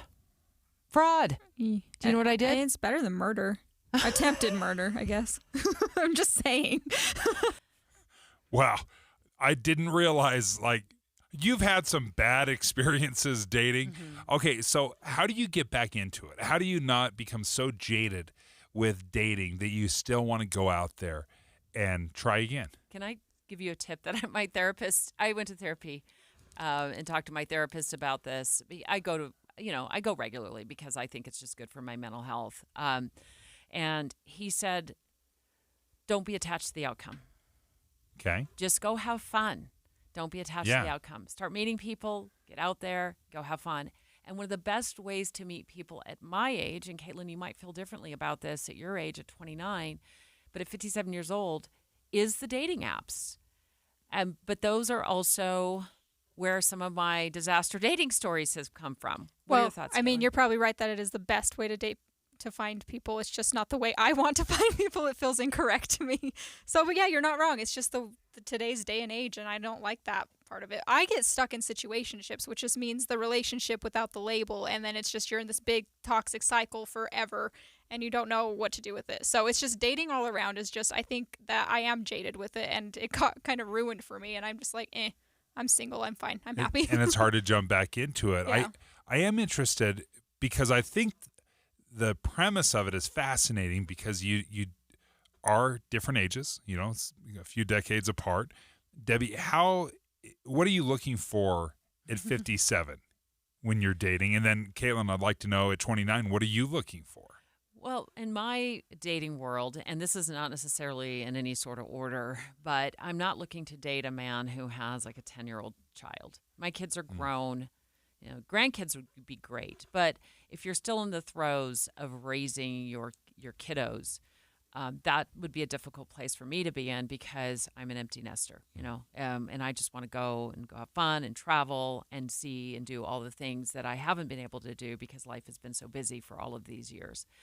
The other thing that I'm looking for is a man, preferring a man who doesn't have a significant rap sheet. And I mean, I'll take a little rap sheet, just not a significant. Well, I think at this point, there's been enough guys that I've gone on first dates with. I found out they do have a pretty hefty rap sheet. That's not the world I've operated in my whole life, so I would definitely not be interested in that. But beyond that, pay your bills. Maybe you have one asset, like you have a house, maybe it's a townhome or something like that, but pay your bills. You love your kids love you. If you have an ex-wife, you have a good, decent relationship with your ex. I think that's really important too. I don't want to get in the middle of some sort of something toxic. War of the Roses Part 10, So that's just pretty basic, right? That's I think what many women my age want. Doesn't sound terribly greedy. How about you, Caitlin? What are you looking for in 29? I agree with everything she says, but I just the only thing that comes to my mind. I have a lot of things, but I'm just I just really want someone who's nice to me. Which it says the first thing that comes to my mind is how low my standards are when you ask me that question. But just we're all looking for just a partner in crime, like just someone to go through life with, and who will be there for you during all the hard times. Don't say partner in crime. Debbie had opportunities here. Fun in life and experience and stuff. And also, one thing that's important to me is someone who respects my space and the work that I do every day, because I am very busy and I kind of worry about if I did have a relationship, I wouldn't know what to do with it, honestly. And I think I wouldn't be that great at it. So I have a lot of work. We would work on that together to make sure we're awesome at it, because you are awesome, Caitlin. We got phone calls. Natalie from Bluffdale. Have you used dating apps to connect in love and find love? I have. Oh. I have. 9 years ago, I met my husband on a dating app. Awesome. And we've been happily married since. How did that connection go in the beginning? Was it just love at first sight? Totally followed Dr. Golightly's advice. We connected and chatted just to make sure the other person was sane. And then 2 days later, let's meet up, have dinner. We talked for 2 hours. It was just a great connection. Aww. And obviously things went great from there. So I have so much hope for you guys. You're gonna find it. Well, you give me hope. Yeah, thank you, Natalie. Thanks so much. Tell your friends whether you're single or not. Dating at her age, it's a great. I was listening to the first episode. It's the fourth time I've heard it. I listened to the way in, and I was laughing on I-15. So there's some fun moments in it. We have more calls, Dave. Let's go to Steve in Orem. Steve, what's going on? Yes. I hope you don't mind a male perspective. Let's go. Love it. First off, let me tell you that if I was younger, I would meet your criteria. Oh, awesome. Awesome. No rap sheet from Steve. All right. No. Okay, so the first thing, I tried the dating app, and it really didn't work for me. I tried a couple of the widowers groups, and that didn't work. So I've been recommended by different people, friends or family members, and that has actually worked very well. And what I do is I look at them on Facebook or anything else, look at their families, do quite a bit of research, and then I call them first, and usually I'll talk for sometimes an hour and a half, and just talk before we meet, and then we meet and go from there. I've got about 3 women that I'm doing this with. I didn't really want to date for a long time. My wife passed away a few years ago, but I see a need for it. Males need some kind of interaction, even though I do travel a lot and I'm active, but I need that stability, I think, at some point. So that's why I'm dating.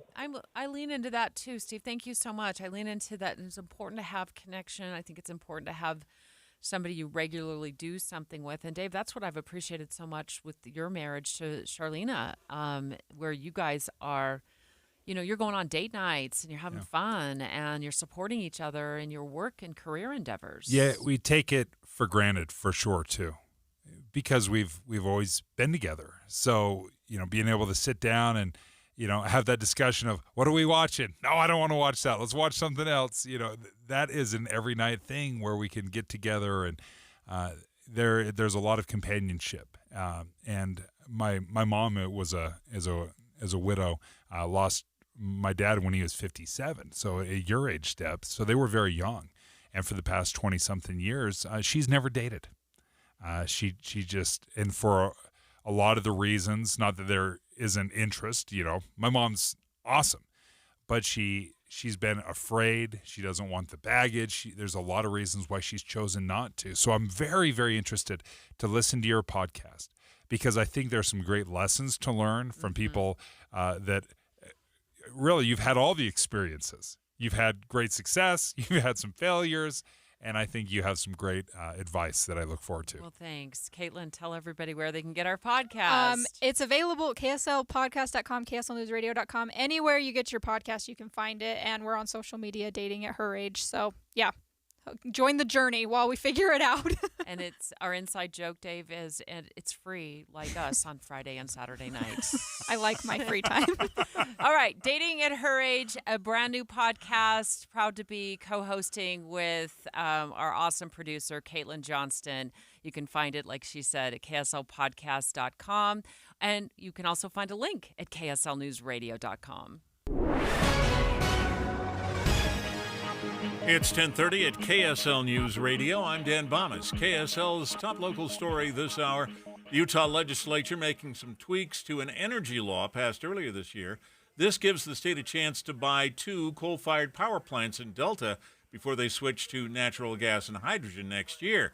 Representative Carl Albrecht sponsored the bill, and he says it'll benefit a growing population. They use coal, which would benefit central Utah from an economic standpoint, with employees at the plant, with coal mining, and with trucking. Albrecht says the growth of the state outpacing the amount of power in the state. He says control over those power plants could prevent blackouts in the future.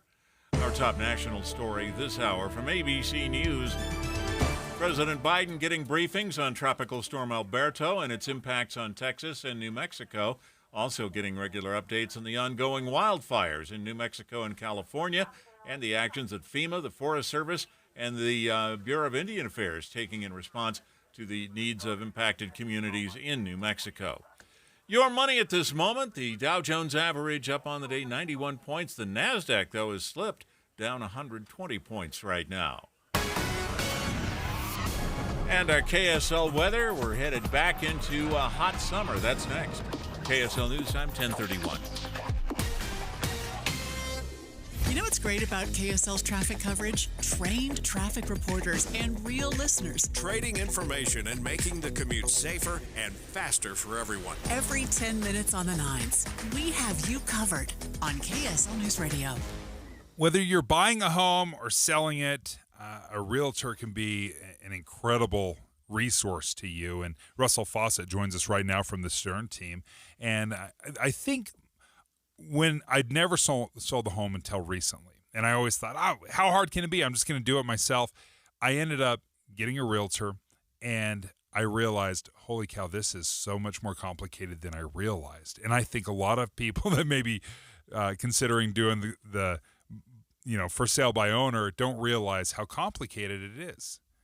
Yeah, and especially in today's market. So the market right now, I like to kind of compare it to Utah weather. We have every market. So Utah, can be cold, then hot, then cold. Our market's kind of the same way. And for the homes that are priced right, they're moving quickly, they're moving fast if they've done the repairs. But if you're like, thinking it's the market of 2 years ago, I can just put this up and it'll sell. It's not the case. You have to get your home ready to go on the market today.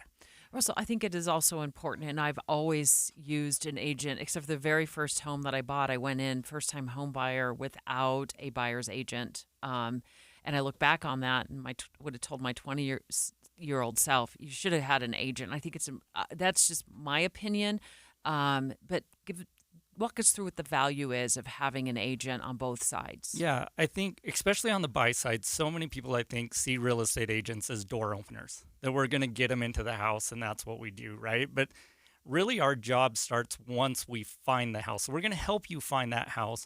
But then it's going through your due diligence period. This is the biggest investment that you're ever going to make, probably. And it can also become a very big expense if you don't do it correctly. So, having an agent walk you through the inspection of, what items need to be negotiated with a seller, what things can we negotiate with the seller, and then making sure you don't overpay, because the list price is not necessarily, that's what the seller put it on the market for. That doesn't mean it's the accurate price. Right. It may be too low, maybe too high, and there may be some wiggle room in there. So, Russell, thank you if you don't mind, stick around a little bit more. Hey, if you're interested in learning more from the Stern team, you can go to their website, sternteam.com, to learn more. You can learn your home's true value. It only takes about 30 seconds with the Stern team. I decided to go to Mountain Heights Academy because online school makes me concentrate more on schoolwork, and we can work at our own pace. Each week has a schedule, but we can decide if we want to work ahead. We could have a 3-day weekend if we decide to turn everything in on Thursday. I really like Mountain Heights Academy because it's so flexible and it just works for me. Mountain Heights Academy is an online public school for grades 7 through 12. Visit our website to learn how it can work for you. When Utah calls, Celeste Malloy delivers. Celeste is a principled yet effective congresswoman who stands up, shows up, and doesn't bow down. Utah can't afford another do-nothing politician. No chaos, no empty rhetoric, and no pandering. Just results. Vote Celeste Malloy for Congress. Paid for by Duty Service Honor PAC and not authorized by any candidate or candidates committee. P.O. Box 369, Snohomish, Washington 98291. Duty Service Honor PAC is responsible for the content of this advertising. Traffic and weather together, brought to you by Sinclair's Dino Pay app. Save up to 20 cents per gallon.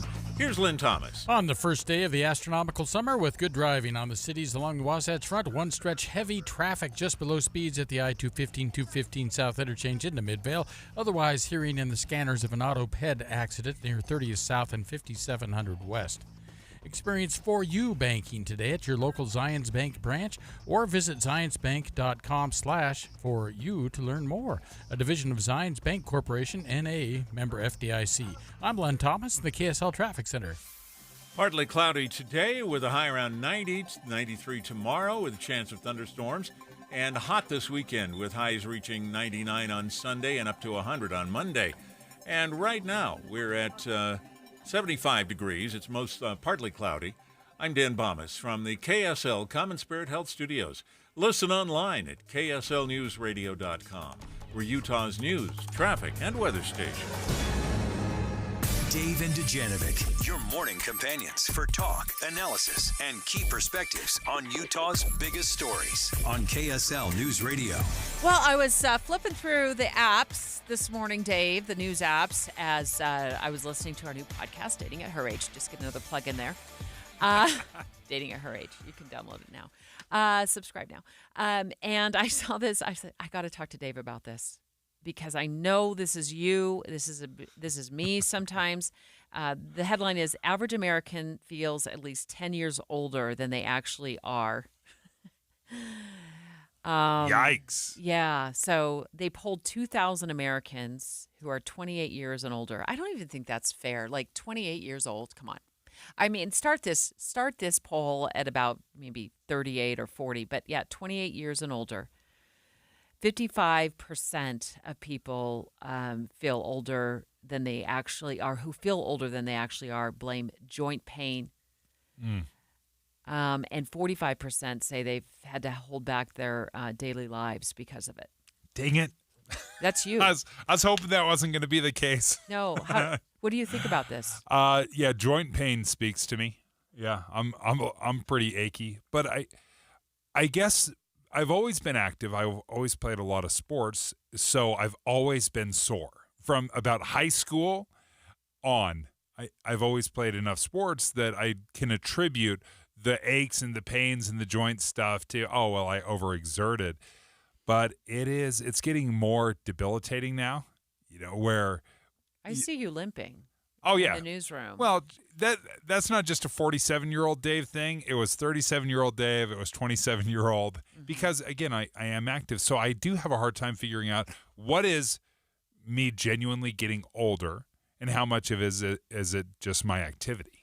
I felt at my oldest, believe it or not, in my 30s.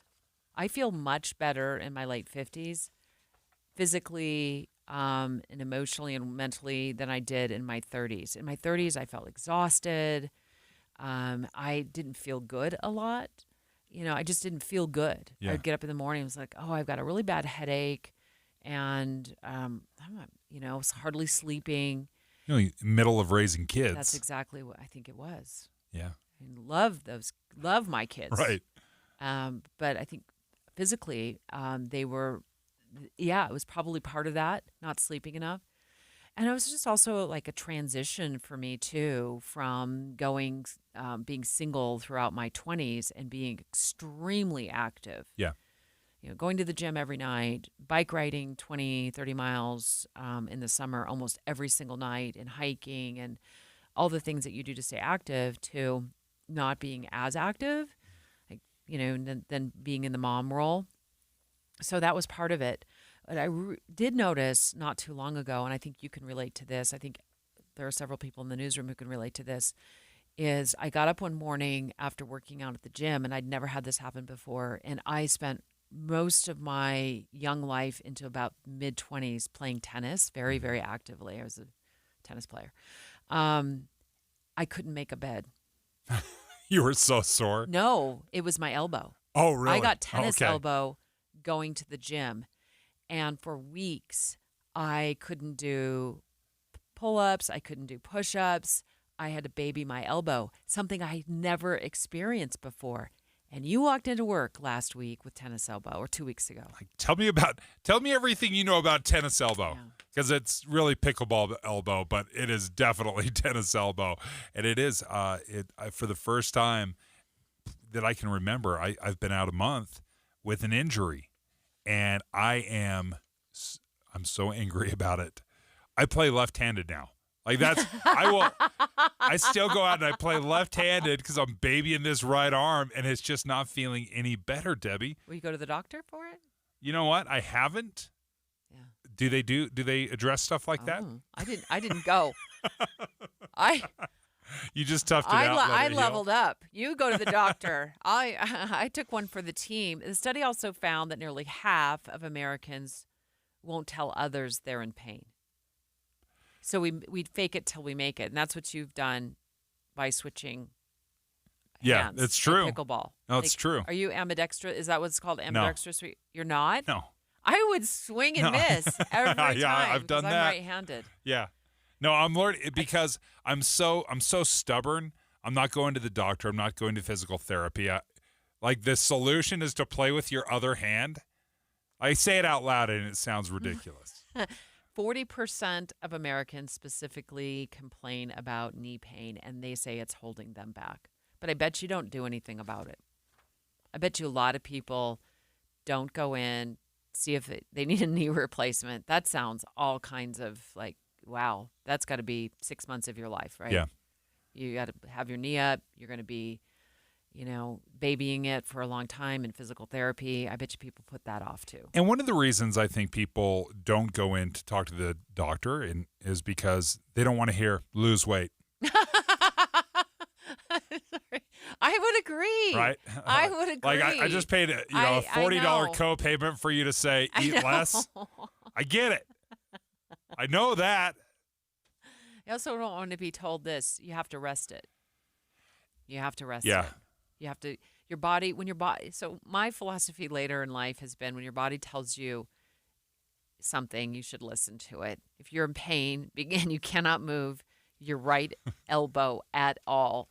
It's because you've injured it. But I wonder if you had to put an age on it, do you feel like you're 10 years older than you are? Because you're what, late 30s? Yeah, close. Yeah, 47. 48. Exactly. Like I said, late 30s. Yeah. You always got to lie by a decade. The place that I'm noticing it, again, I don't know about the sore muscles because I've been sore my entire life. Where I notice it, and again, they say the average American feels 10 years older. I feel it because I get tired easily. Mm-hmm. And that is something, I'll go out and I'll play pickleball for 2 or 3 hours, and I play, really hard. You're like, it's oversized ping pong. Do you really get that tired? Yeah, listen, the way I play, it's exhausting. But Whereas I would be able to, if I play really hard, be able to go home and still, mow the lawn and do some projects. I find myself, I'm wiped out for the rest of the night. And that's where I see myself more getting tired more easily. Just part of this study. It says Yes. people feel like they are getting tired more easily, Yeah. but not 10 years older tired, because you don't know what it feels like to be Yeah. my age. And Yeah. I am 10 years older. Right. I'm not tired. I just have to tell you, just let you know, I am less tired at 57 than I was at 37. Mm. I Now that you got rid of your kids? I think my kids are grown. I think there is something to that. Yeah. Is when you're trying to do it all and exercise and work and get rest, there's not enough time in a day. You're trying to squeeze 10 pounds of potatoes into a 5-pound bag, and it just doesn't work. And I do, even though I don't sleep as well as you do, I think we've talked about that many times on the show. I shortchange myself in sleep. I'm getting better. Like last night, I got 5.5 hours of sleep, but the night before, I got 8 hours. And then on Sunday night, I got 9 hours. We didn't talk about that. You haven't had that for decades. I do think that once you get through that kind of crazy time in your life when you're just trying to remember who needs to be picked up where and who needs to get where, you can sort of settle into this more normalized sleep pattern. I kind of chuckle. The last little nugget of information from this study says that 71% of people will ignore joint pain so they can continue with their usual activities. 70%. Or 100% of Dave Noriega's. Dave and Dujanovic. Here's a trick to podcasting at work and getting all the Utah news you love. Download the KSL News Radio app. The podcast for Utah's morning news and Dave and Debbie are right there. Dozens of podcasts a day. That's the app for KSL News Radio.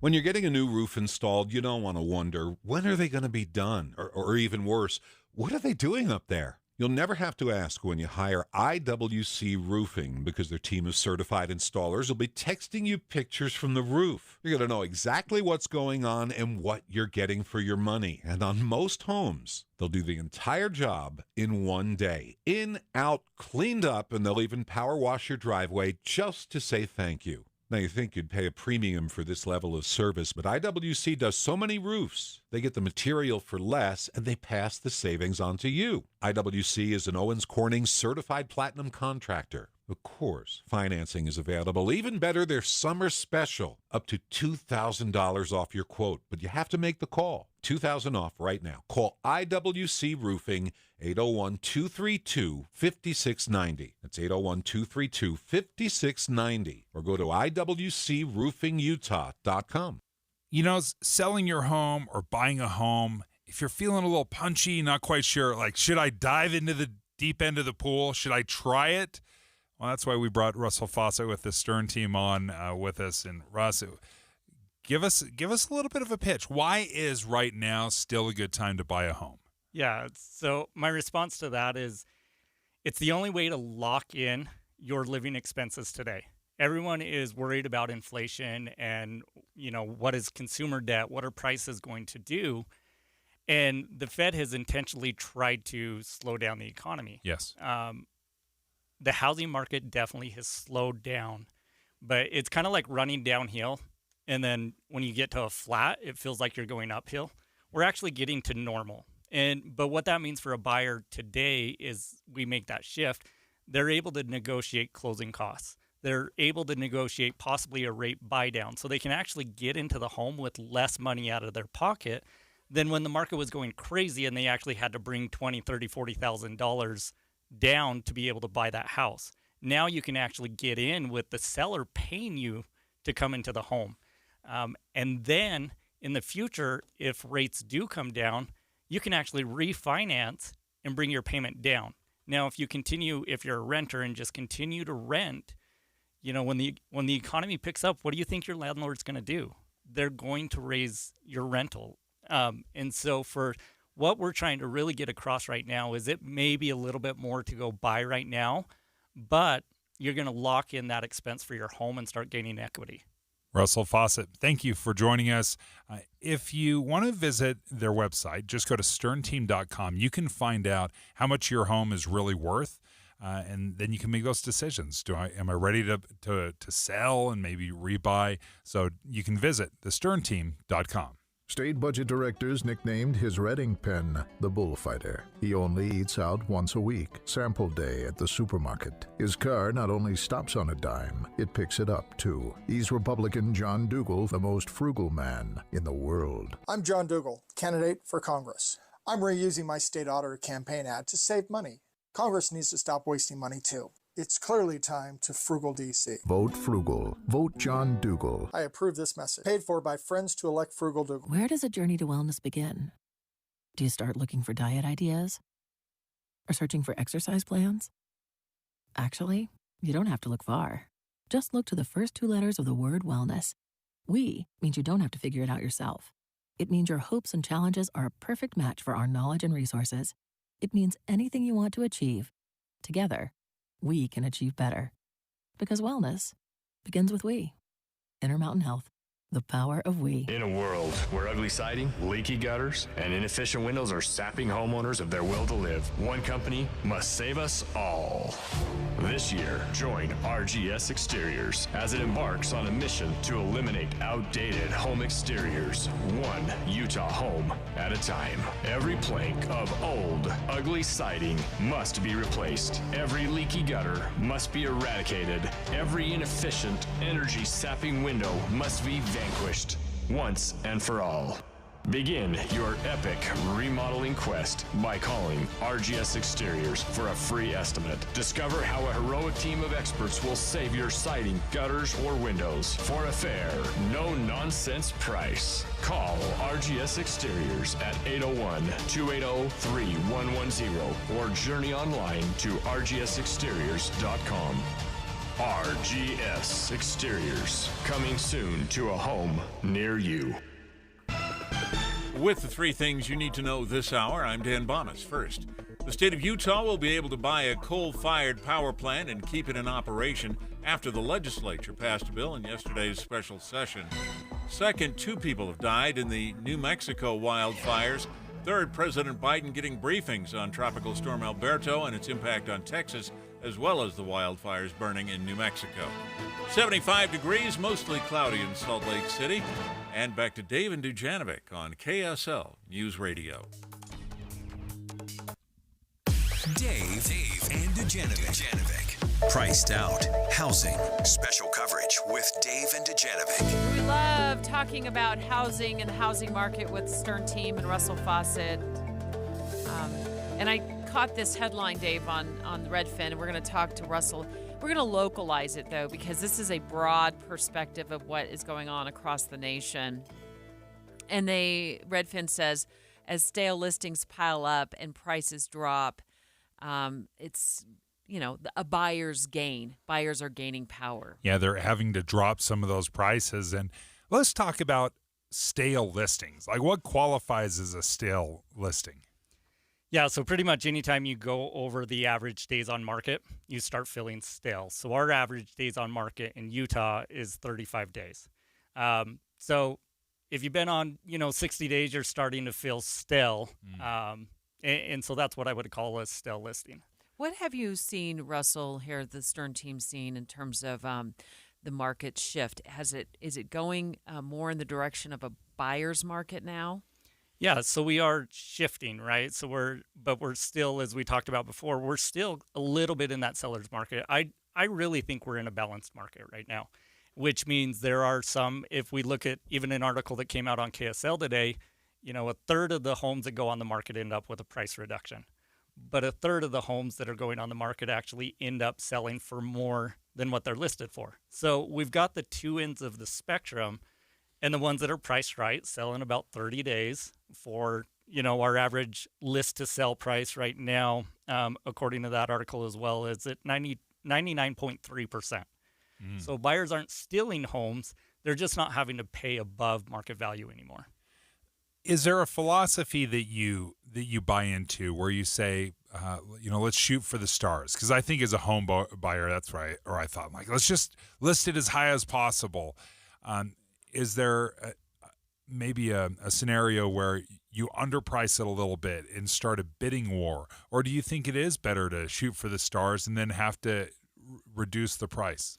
No, so you get your most activity usually within the first 2 weeks of going on the market. And so you can really do yourself a disservice if you shoot for the stars, because if you don't get that activity and you become a stale listing, you wait a month before you lower your price. Now buyers are saying, hey, what's wrong with this? And it's actually harder to get a full price offer versus if you price correctly. I don't think anyone should underprice their home. If you do, the market is going to bid it up. But, that's where working with a real estate agent to figure out the price, what should we actually list at, and making sure your home is actually ready to go on the market. We're speaking live right now in studio with Russell Fawcett of the Stern team about Utah's housing market. We spotted an article on Redfin. It talks about, buyers are gaining power as stale listings start to pile up across the country. And we love that Russell can help us hyper-focus on what's going on here in Utah. Does this mean there aren't as many bidding wars? So for buyers who are trying to get into the market this summer, they're not facing the bidding wars that they were facing a year, 2 years ago? There's definitely not as many, but they're still out there. And if you look at that article, it really talks about the condition of the home, that a buyer doesn't want to pay and then have to go in and paint and carpet and do those things. So the homes that are ready and priced right, we're actually still seeing multiple offers in that lower price range. What qualifies as a lower price range? And how would you describe, is it $350,000 as a starter home, and then $700,000, then where does the $1 million come in? Yeah, that's a tough one. As far as, I go back to stats, a lot of it, right? So in Salt Lake County, our median home sales price is $540,000. And so if you're below average, so your starter homes, now it's really your starter condos and townhomes. Your single family homes, you're going to be over 500,000, and that's statewide. We just hit 500,000. And so, yeah, your starter home, 400,000, but it's going to be hard to find those that are single family that are in a move-in condition. I was going to ask you, if somebody is just jumping into the market, Russell, are they going to find more opportunities to buy in the condo and townhome market right now in Utah, or is the single family home market still pretty hot?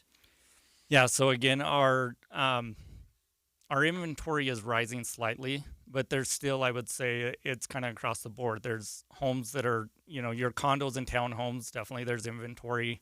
Your single-family homes, I would still say that affordable single-family home. So if single-family home under $500,000, they go fast if they're in good condition. Okay. So if you're looking at a home in the 700 to maybe $1 million range, I would imagine the number of people that can buy that home shrinks. So obviously it would be harder to move. Is that true? And how much more patient would you need to be if you have, say, $1 million home versus that $500,000 home? Yeah, so it all comes down to, $1 million home in the avenues is still going to sell super fast, right? So it depends on the area. If, certain areas where we have $1 million homes, maybe they are sitting a little bit longer. You're looking at 60 to 90 days. I know we had one that when I looked at the absorption rate, we were at about 1.5 million, and we had 2 years worth of inventory. And it was, 3 or 4 homes were selling every single month. So if you priced right, you could actually be the next home up. You could sell in 30 days, right? But that's where we have to look at the overall inventory. What's out there? Where do we price to meet your timeline? And we're in kind of the hot window right now still, correct, to buy and sell. I know a lot of families that I know personally have usually wanted to get in before, like, to their new home before the school year starts, so their kids could start school in that school district. So it seems like a time right now that, is a good time to buy and sell. Yeah, typically in Utah, we see our highest prices, starting in April going into late August is when we typically peak, and then we start slowing down in the fourth quarter. Russell Fawcett, thank you so much for joining us with the Stern team. And I think the message I'm taking away is if you're looking for the perfect condition right now, where everything lines up, that's not out there.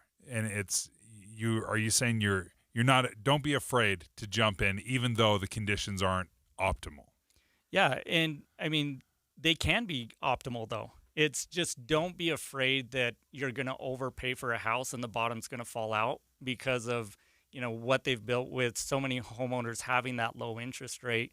We're 2 years into interest rate hikes now, and the bottom hasn't fallen out, and we really don't perceive that that's going to fall out. So don't be afraid that you're going to buy and then all of a sudden lose all your equity. Well, and that's the big fear, right? That's the fear. Well, thank you for joining us, Russ. If you're ever interested, you can go to sternteam.com to learn more. Straight ahead, KSL at Night host Leah Murray is going to be hosting Inside Sources this afternoon. So she's going to join us. We're going to talk about the preps that have been going on with both presidential candidates, both President Biden. He's heading to Camp David, I think, next week to start preparing for the first 2024 debate next week. I think it is next week. He's got to get there today. And also, she's going to fill us in on what former President Trump's team is doing to prep him. She's up next.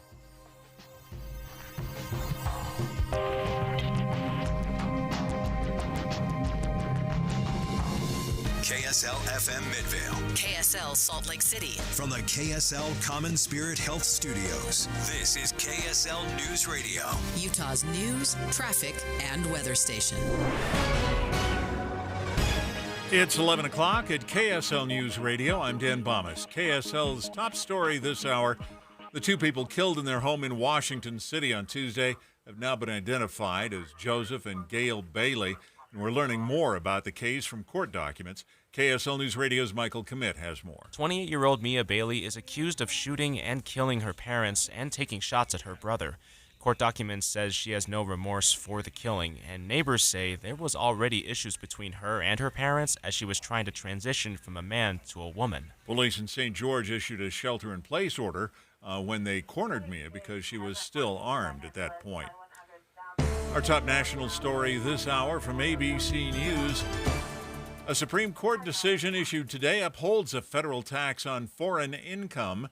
Investors had challenged a law passed in 2017 that allows a one-time tax when profits from overseas are brought back home. The court ruled 7-2 to uphold that law.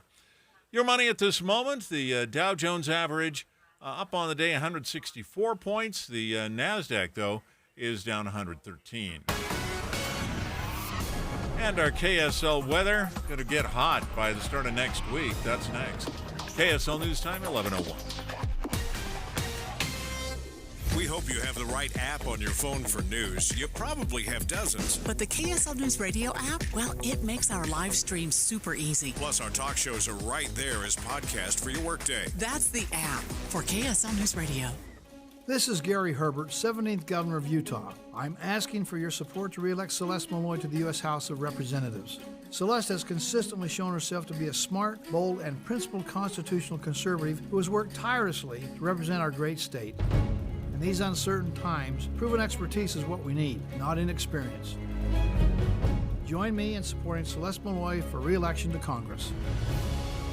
I'm Celeste Malloy, and I approve this message. Paid for by Celeste for Congress. Transform your old, outdated kitchen with Half Price Granite. For a limited time, Half Price Granite is offering special pricing starting at $25 per square foot installed. That's lower than most big box stores. These prices are some of the lowest around. Granite, quartz, marble, and quartzite, all starting at $25 per square foot installed. Call 801-486-1700 or visit halfpricegranite.com. Half Price Granite, affordable luxury.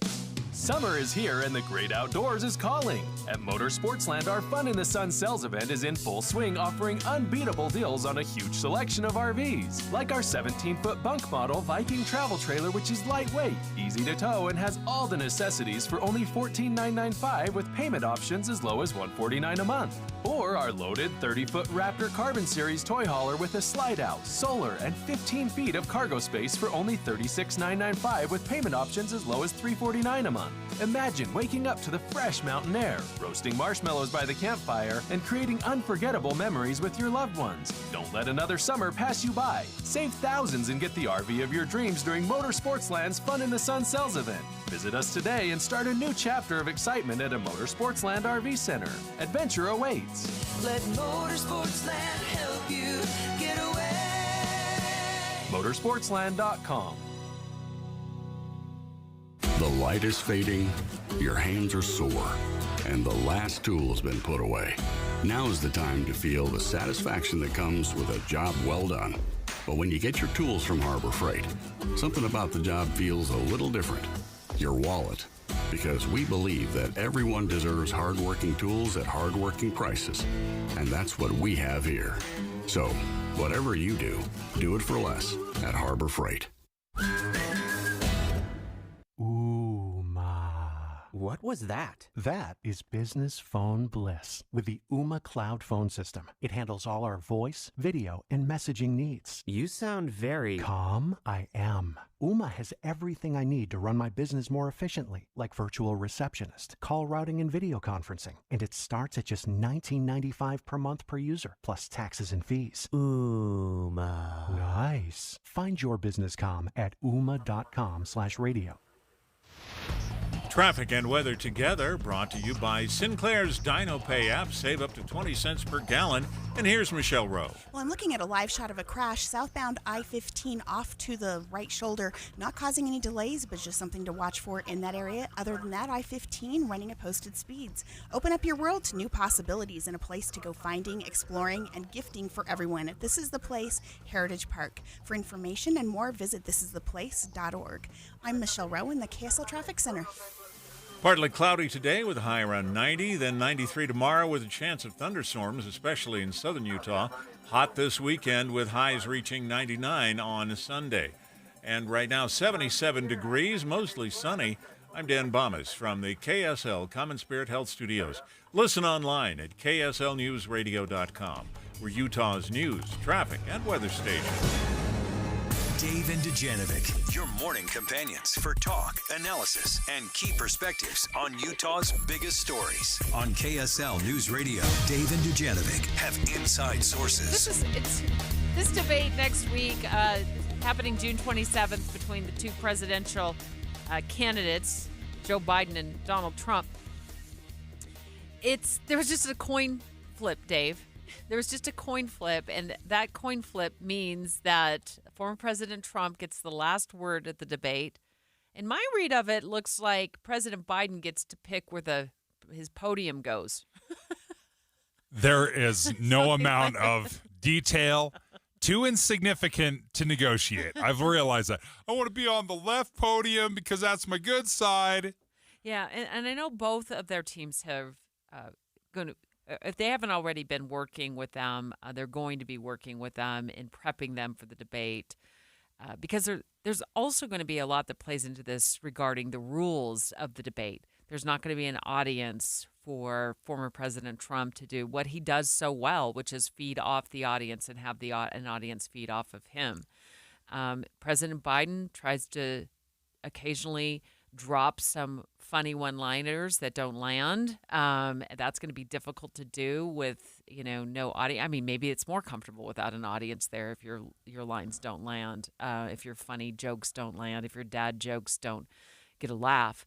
But a lot of that, I think, is going to play into how both of them handle themselves at the debate. Yeah, and I think the biggest one for me was the no interrupting. That right there, I think, changes the entire debate. Joining us right now, Leah Murray, host of KSL at Night, and also the director of the Walker Institute of Politics at Weber State University.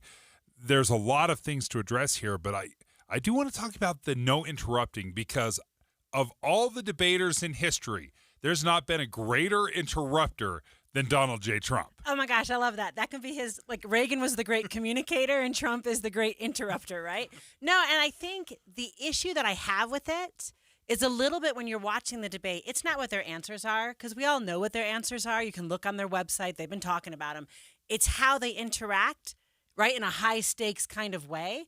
So if it is the case that CNN gets to mute whoever is not speaking, then that's not...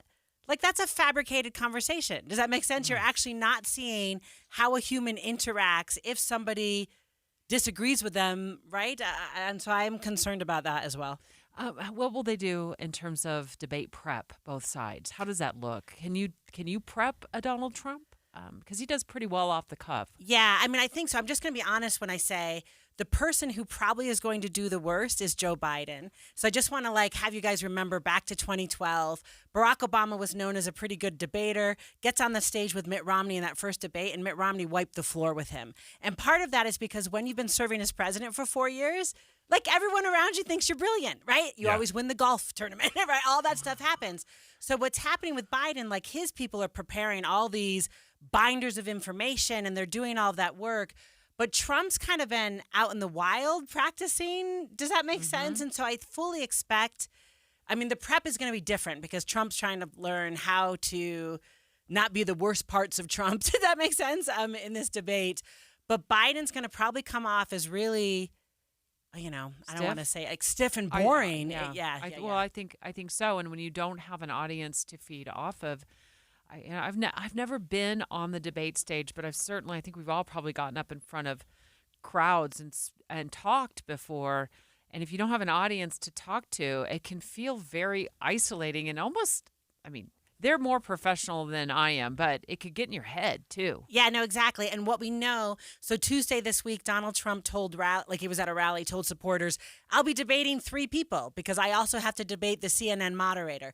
So he's already kind of framing this as a hostile environment for him. So the CNN moderator is going to be in their head trying not to look hostile to Trump, which means... Anyway, there's going to be a lot of, social dynamics on that stage that'll be uncomfortable. One thing that stands out to me with all these rules in place, no notes, no staff helping, the no interrupting, the no audience, is either candidate going to be able to be warm and cuddly and fuzzy, so to speak, where they can connect, because that is an incredibly difficult job to do, even for the most seasoned professional, where you can look into a camera and really feel like you're communicating with somebody. And Trump has never really done that, in my opinion. When I watch the debates, he's always been talking to everybody else, whether it's the moderator, and that's where the communication and the connection happens, is with everyone on stage, not necessarily through the lens to the viewer.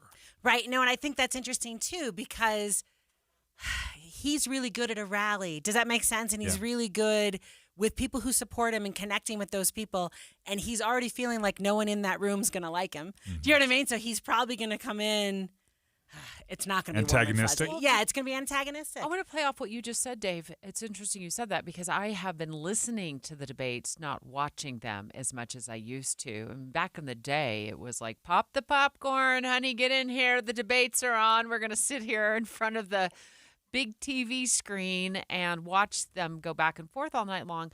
I've noticed in the last couple of debate cycles, I'm tending to listen to KSL News Radio, listen to the debate on an app, and do my thing and stay busy. So I don't notice their body language. I don't notice necessarily that they're not paying attention to me.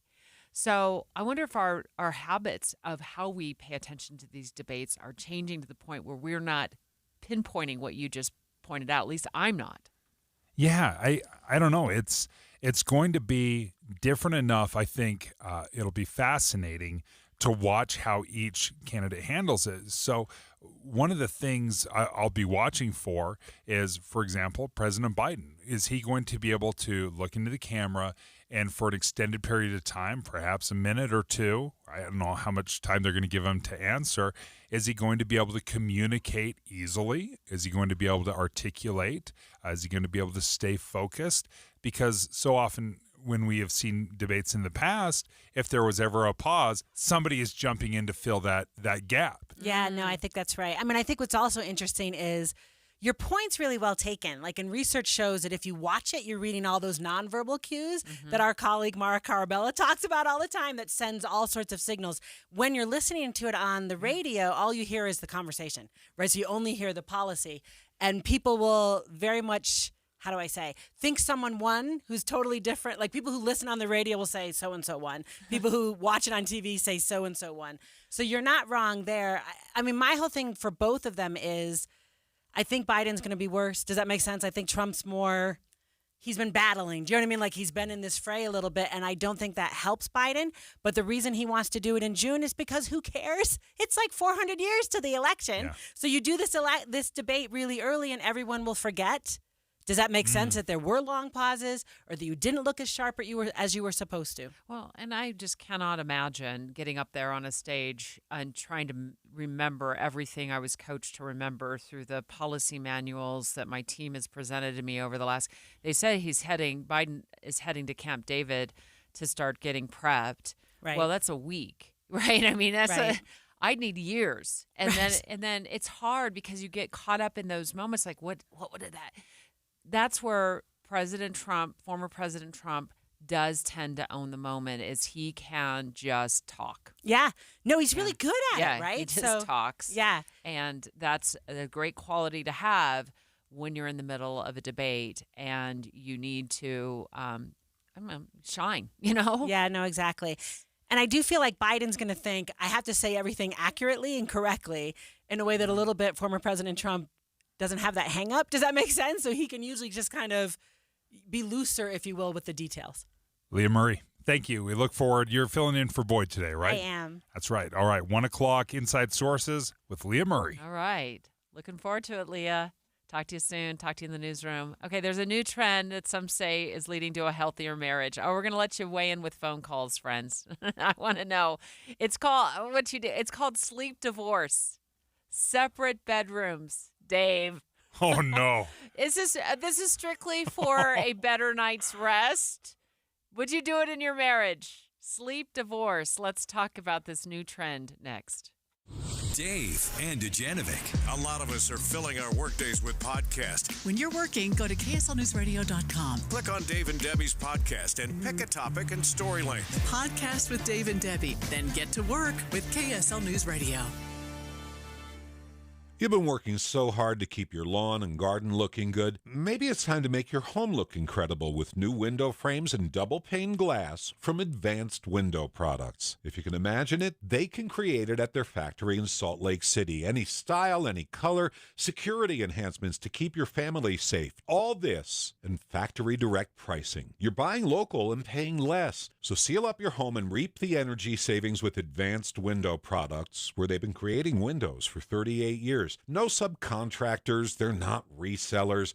They build the windows, they install the windows, and they guarantee them for life. And right now at their summer special, get an extra $2,500 off on 10 windows or more. They offer 0% financing and even buy now, pay later. Busy season's just hitting. Call now. Advanced Window Products, $2,500 off. But you have to call 801-850-9100. That's 801-850-9100. Or go to advancedwindowsusa.com. From triple digits to below normal temps. Some of the mountaintops ended up getting a dusting of snow and high winds. We are monitoring several power outages around the state. When severe Utah weather hits, tune to KSL for the latest and get an updated forecast every 10 minutes on the 9s, mornings and afternoons on KSL News Radio.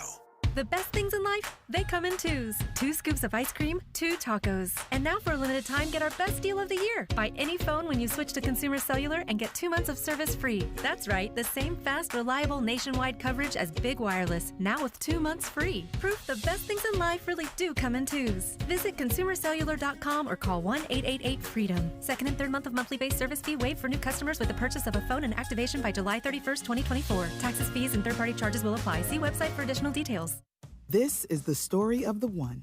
As head of maintenance at a concert hall, he knows the show must always go on. That's why he works behind the scenes, ensuring every light is working, the HVAC is humming, and his facility shines. With Grainger's supplies and solutions for every challenge he faces, plus 24/7 customer support, his venue never misses a beat.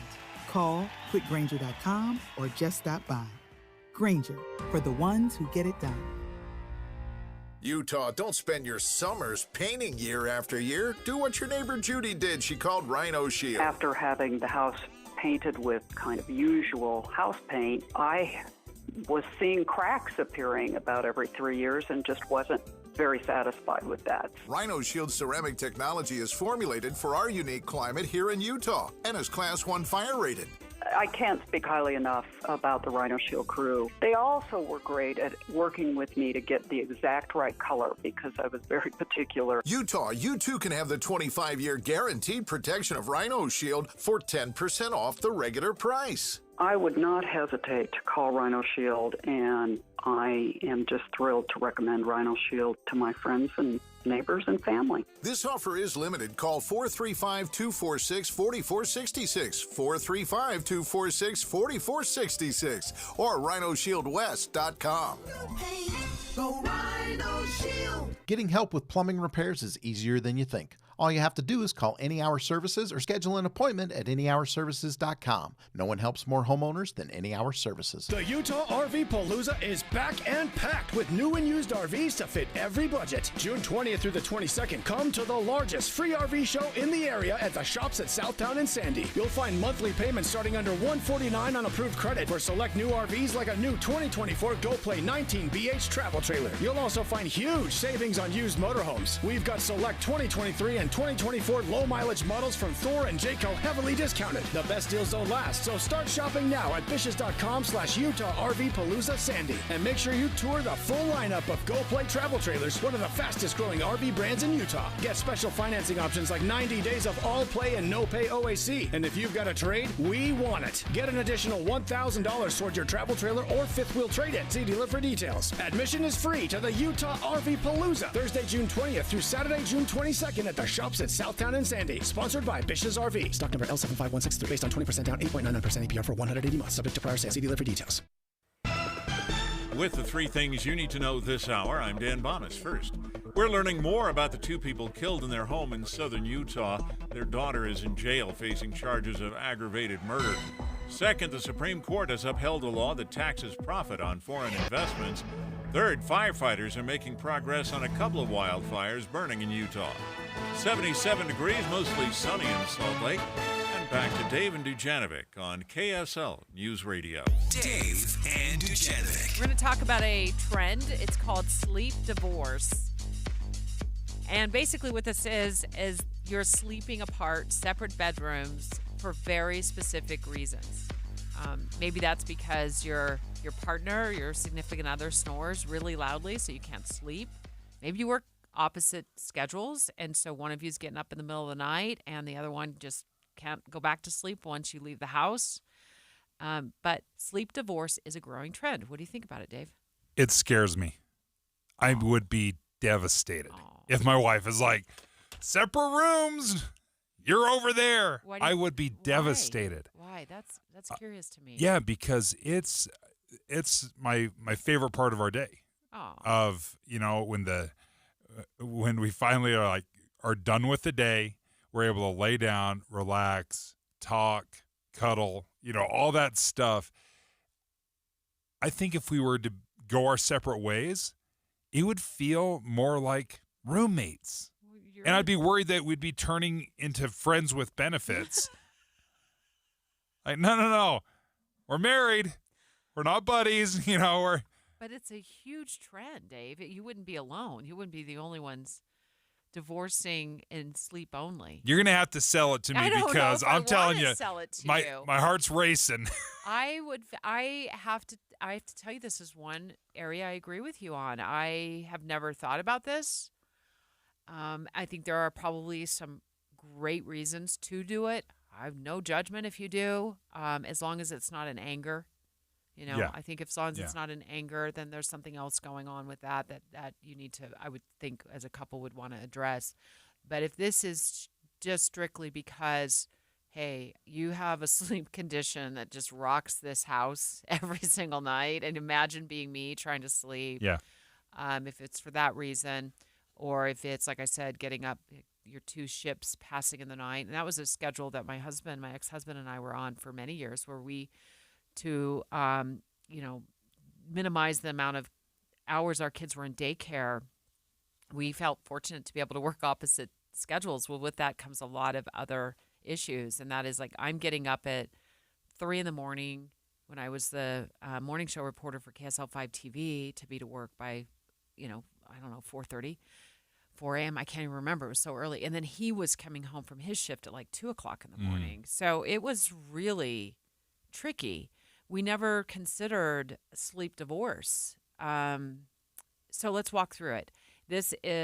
I was so surprised by how common it is. It's so common that even like the Wall Street Journal has been reporting on it, and there's been books written about it. So 35% of Americans sleep in separate rooms occasionally or consistently. A third. Yeah. Wow. Millennial couples most likely to sleep apart. So that's a younger generation. 43% of millennials are sleeping apart from their partner. That is shocking. Yet we're approaching nearly half of millennials are sleep divorcing. Yeah. And it's less common. And this actually didn't surprise me. Our parents' generation aren't as into sleep divorce. 22% of baby boomers couples are sleeping separately. So that's our parents' generation. This feels very like I Love Lucy. Like here's two separate beds. Yeah. And Lucille Ball. Like not in the same bed. They're separated. This is different rooms, though. Now, when you brought that up, thinking back to that sitcom, you're right. I did think, oh, that's odd. I was so young when we'd watch it. Yeah. But that's odd. Weren't they single beds too? Yeah, they were single beds. So it is becoming so more and more common that, and it is also, according to the Washington Post, it's incredibly common that older generations see this as something must be wrong. Yeah, that's where my mind goes. If I saw it happening, I don't know. One of the things, I guess, the problem we have with our sleep situation is I get up early as well. So, my alarm goes off at 4:45 a.m. And then if I hit snooze, it's going to go off again, at 4:53. That's disturbing. But even as annoying as that is, and I have to get dressed in the dark and I'm shining my iPhone flashlight into my closet to try to pick out my clothes, I've never thought, oh, maybe we should just be in different rooms. Can I ask you, do you snore? No, not a snorer. Well, I mean, I have a little bit occasionally, especially like allergies, seasonal snoring, stuff like that. But I'm a huge side sleeper, so I think that helps. I occasionally have been told. A little snore? Yeah. It's like this. Is it a cute and adorable snore? It's just a little. That's when I'm sleeping really well. Just a little one. I don't think it's all night long. There's actually been a lot more written on this than I would have suspected, but it can, if you do sleep divorce, there's a couple of things that the experts recommend on this. There are experts in this field. That is, you'd have a conversation, and it's, as I said earlier, it's never in anger. It is about, I need to get a good night's sleep. I haven't had a good night's sleep in 20 years, and I need a good night's sleep. And one of the experts said that she noticed, she's an author, and she said she noticed, she'd been married for 15, 16 years. She said that both her and her husband slept best when they slept in hotels when they were traveling for work. Mm. So they were both finding that they got better night's sleep when they were on the road individually and sleeping in hotel rooms. And so a better night's sleep leads to a whole bunch of benefits for the relationship. Better communication. You're not as on edge with each other because, you've slept well. I think also what can be worse than, 6 hours, not enough sleep is broken sleep. Yes. You're being awakened every Constantly 2 hours. Awakened, you're right. Yeah, and then trying to fall back to sleep. And every woman who's my age who's listening to this right now is like, yep. And that's exactly what I've been dealing with for a lot of other reasons, Deb. Yep. Hey, I get it. So there seems to be not only a trend, but a better way of going about it. But you can't get into it because you think, what people would say? Oh, what's wrong with you guys?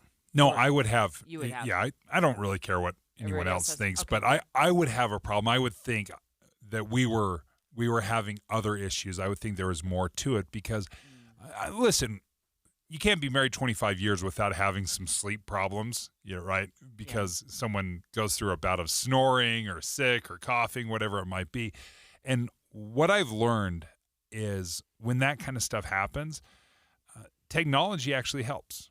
So I'll actually put in some headphones, some noise-canceling headphones when I sleep, and I'll turn on some music or something that drowns out the snoring. In fact, the iPhone and your AirPods have what's called a white noise setting. Okay. So you can play some music, but if there's ever a silent part or it's switching from one song to another, it brings in white noise. So you're not jolted by the silence. Yes. So you're not you can actually fall asleep, you have a little something going on, and every snore doesn't, restart your heart like a defibrillator. Thunk. Dave is a no-go when it comes to sleep divorce. Super anti. I'll take the pro side of this, and I'll tell you why. So let me lay out my argument real quickly. I feel like sleep is key to good health. It's key to healthy relationships. It's key to not being on edge all the time. So I'll take the go with sleep divorce. Maybe call it something different because that doesn't sound like, hey, it sounds harsh. Sleep. Yeah. It does. I would lean into sleep divorce if there's a really, really robust conversation around it. I'd also say if it's not every single night, and you felt like you gave it a go and your relationship was benefiting from it. So I'm going to lean into it. Team Deb or Team Dave on sleep divorce. Boy, we'd love to hear from you if you've tried this at home. And how do you make it work? Yeah. 801-575-TALK, 801-575-TALK. Let's take your live phone calls next. It's 11:30 at KSL News Radio. I'm Dan Bomas. KSL's top local story this hour. Firefighters have made some significant progress in a couple of wildfires burning in Utah. The Marble Canyon Fire, Grand County, now 100% contained. The Big Draw Fire in Duchesne County, now about 50% contained. Utah Hockey Club's first preseason schedule is now out. The NHL team will play first on Sunday, September 22nd against the St. Louis Blues. The only game that will be played here in Utah will be at the Maverick Center in West Valley on October 5th against the Colorado Avalanche. Our top national story this hour from ABC News. Another artificial intelligence company under scrutiny for how it handles the news stories it finds on the web. ABC's Mike Dubusky explains. Perplexity sells itself as an AI search engine that's able to trawl the web for answers to users' questions, summarize what it finds, and cite its sources. But now Forbes is threatening to take legal action against the startup after the news outlet found Perplexity replicated writing from its website without proper attribution. Mike Dubusky, ABC News. Perplexity says its technology has a few rough edges, but they're being improved. Your money at this moment, the Dow Jones average up 170 points, the NASDAQ down by a similar amount. And our KSL weather looks like it's going to get hot over the weekend and hotter next week. KSL News Time, 11:31. It's a priority for us at this station to bring you all sides of a story and to talk about the news fairly, completely. Get all the facts and be really aware. Utah's Morning News with us, Tim and Amanda. Weekday mornings 5 to 9 on KSL News Radio.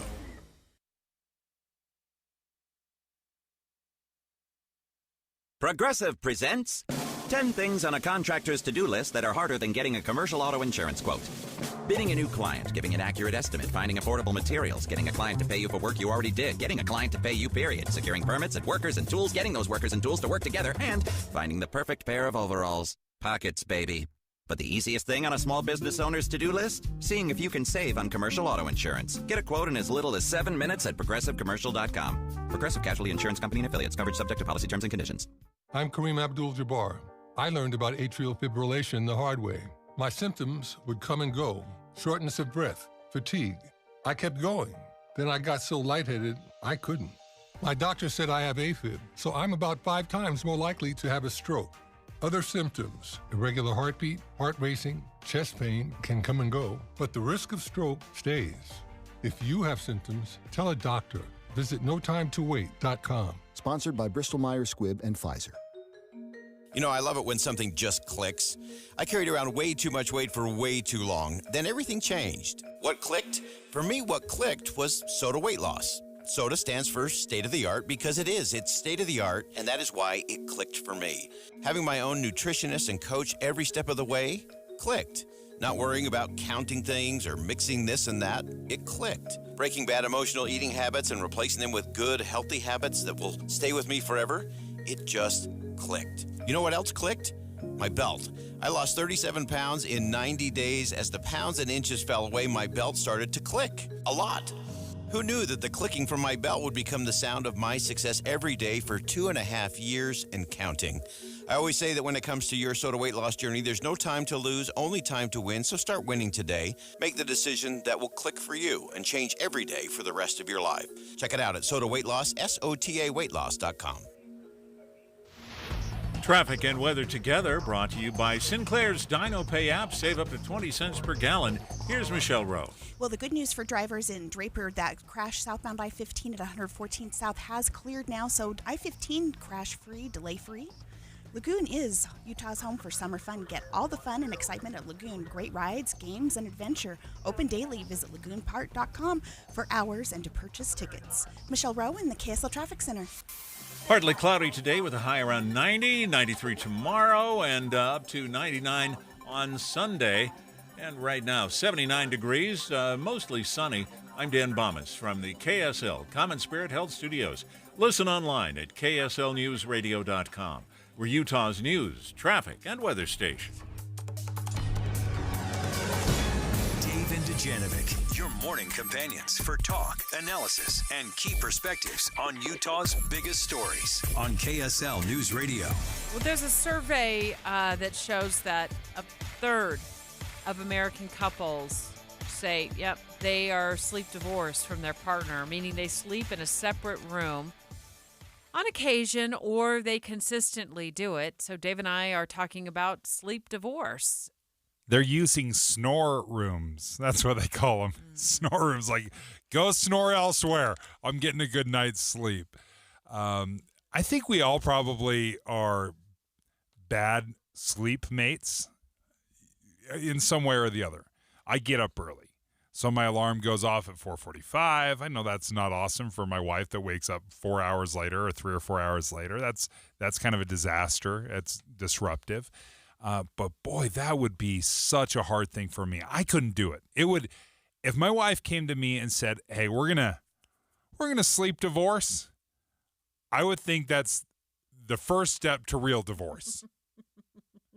Like, sleep divorce is step one of two where we're actually done. There's been some research on this, and experts have weighed in on it. We're going to, by the way, take your live phone calls, 801-575-TALK. Are you sleep divorced? Love to hear from you if you are and how it works. Experts saying no, that it actually can be healthier because then both get a good night's sleep. It's not fun when you're angry. You know, you don't like me when I'm angry, but when you're getting interrupted sleep all night long, trying to go back to sleep because your loving partner snores loudly or their alarm goes off at 3 o'clock in the morning, it can become rough. And it's interesting, though, that more millennials than any other generation are leaning into sleep divorce. I'd be for it with guardrails, and those guardrails would be an honest, loving discussion about needing a good night's sleep. Maybe it's not permanent. Let's test it to see how it goes. And with the option to repeal the sleep divorce agreement at any time. So I think if you are, single like I have been for so long, which has been 8 years now, that when I finally find that person, that special someone, I wouldn't want to have separate bedrooms.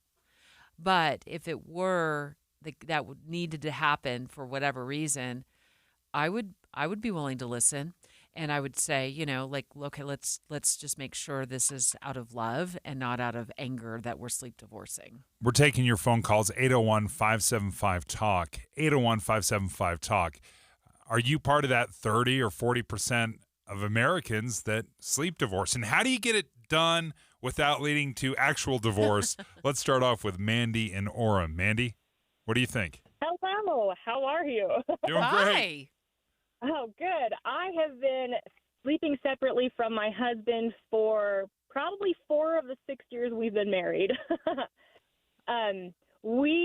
He was a very avid snorer, and we recently found out he's got nose problems, right? So we're working on repealing our sleep separate.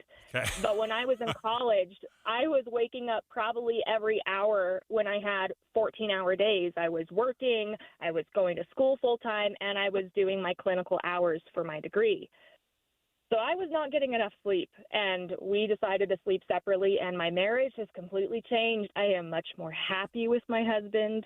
It gives us a lot more time to connect because I am not angry at him for waking me up every 45 minutes. Well, and exhaustion it's hard. It's hard to keep working and going when you're that exhausted, Mandy. I remember when my kids were little, I was going to pick them up from school, and we were working opposite shifts. We were both tired, and it was the afternoon. It was like 3 o'clock in the afternoon. The sun was out. It was really warm. I pulled up to a stop sign. I had my foot on the brake, and I about fell asleep.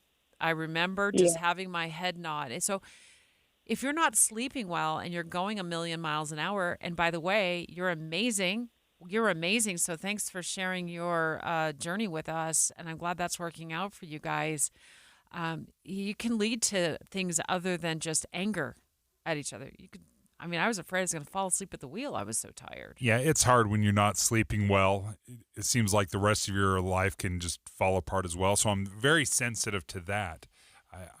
I'm not sure how you do it and all the benefits when you're sleeping together, when you're, in the same bed, the late night conversations, the intimacy, all these things, the benefits of it. How do you replace that when you're sleeping in different rooms? Jen in Alpine, what do you think? Hi, guys. Hi. So my husband and I are going to celebrate our 27th anniversary here in a couple of weeks. Congrats. Yeah, and so I have been working as a nurse for the past year, and I have to get up like you do, Dave, at like 4:30. My alarm goes off.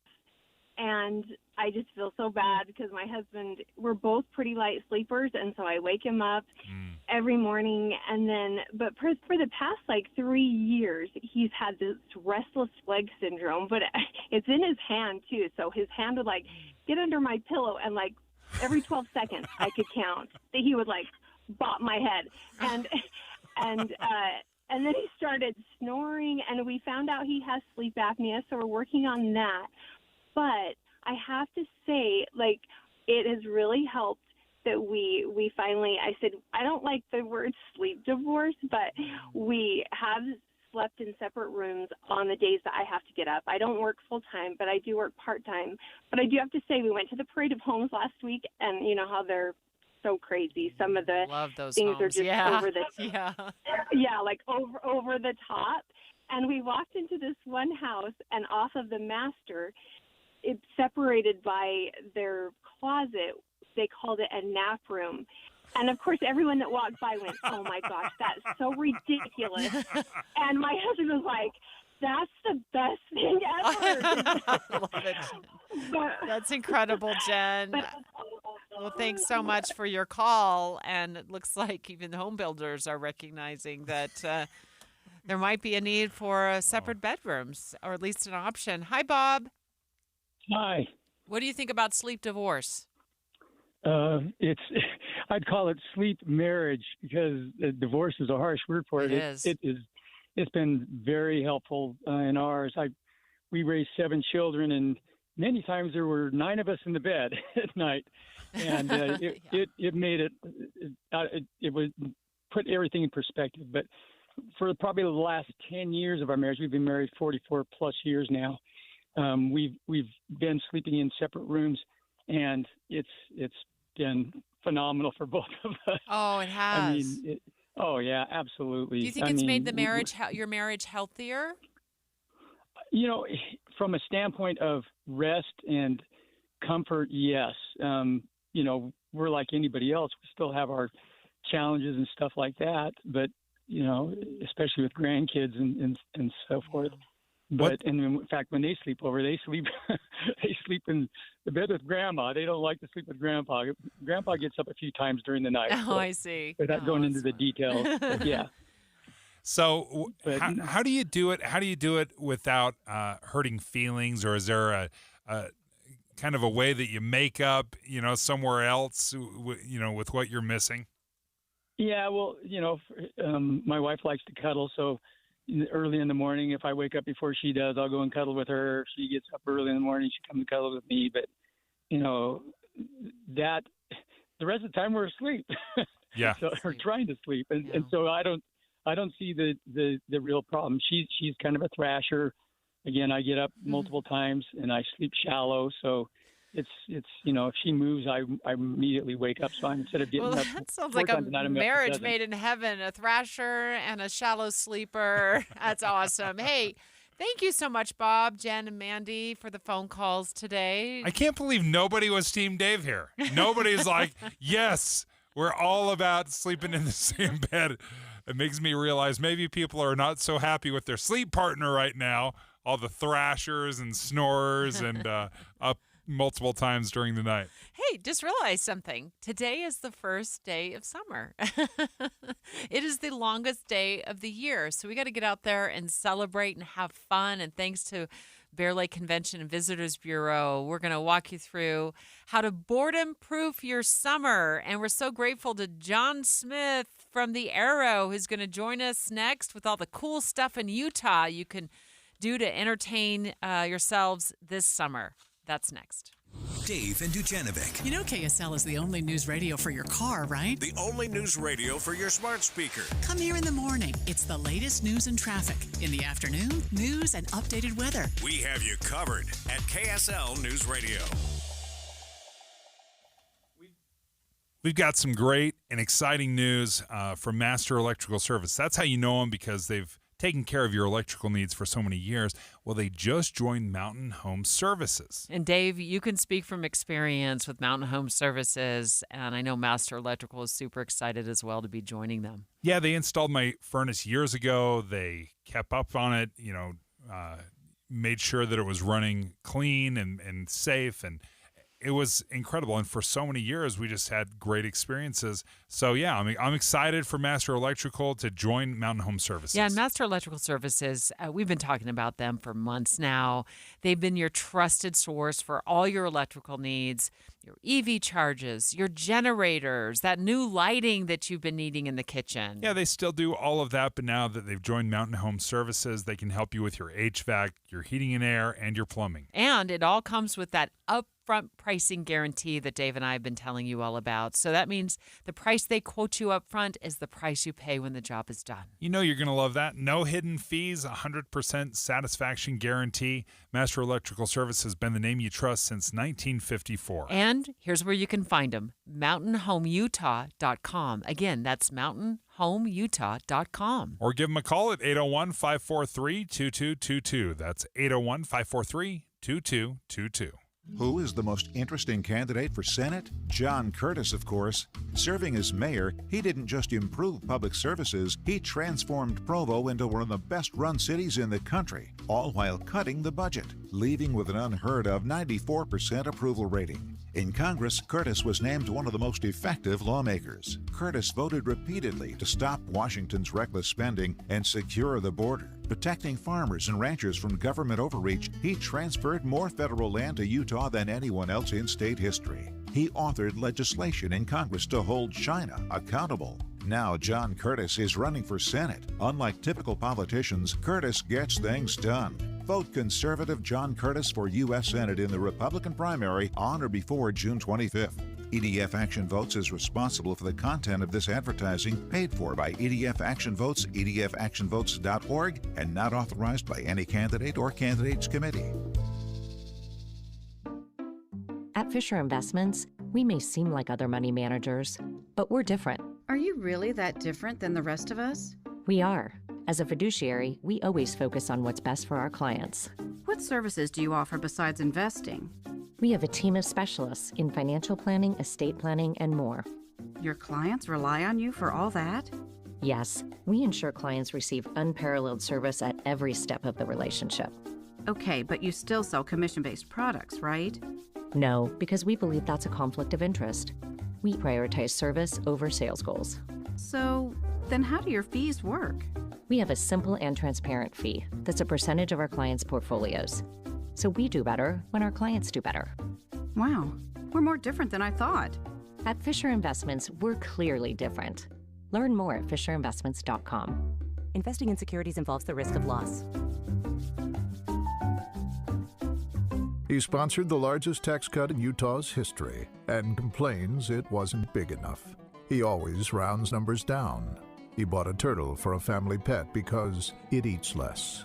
He's Republican John Dougal, the most frugal man in the world. I'm John Dougal, candidate for Congress. I'm reusing my state auditor campaign ad to save money. Congress needs to stop wasting money too. It's clearly time to Frugal DC. Vote frugal. Vote John Dougal. I approve this message. Paid for by friends to elect Frugal Dougal. What's up, everybody? I'm Mike Wilson with Any Hour Services, and if you have a drain that's clogged or backed up, after you've tried the plungers and products, the next step usually involves some kind of drain snake or cabling equipment. You see, sometimes the blockage is far enough down the line that you need special equipment that most homeowners just don't have. That's where the Drains Department at Any Hour Services can help. A drain snake can clear most blockages and get the water flowing again, and clearing blocked drains is what our Drains Department does day in and day out. So if you're a homeowner with a drain line that's clogged or backed up and you'd like one of our drain technicians to come and snake the line for you, it's only $29. Yep, you heard that right. Any Hour Services will snake any drain line with normal access for only $29. Sinks, showers, tubs, toilets, floor drains, laundry drains, even that sewer main line that connects to the city. We'll snake any line for just $29.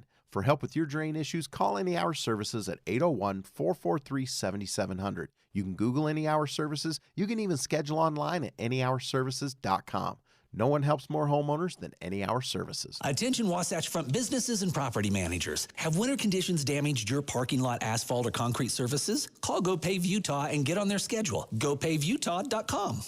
This is Derek Miller speaking on business. Escape the heat this summer to beautiful Park City.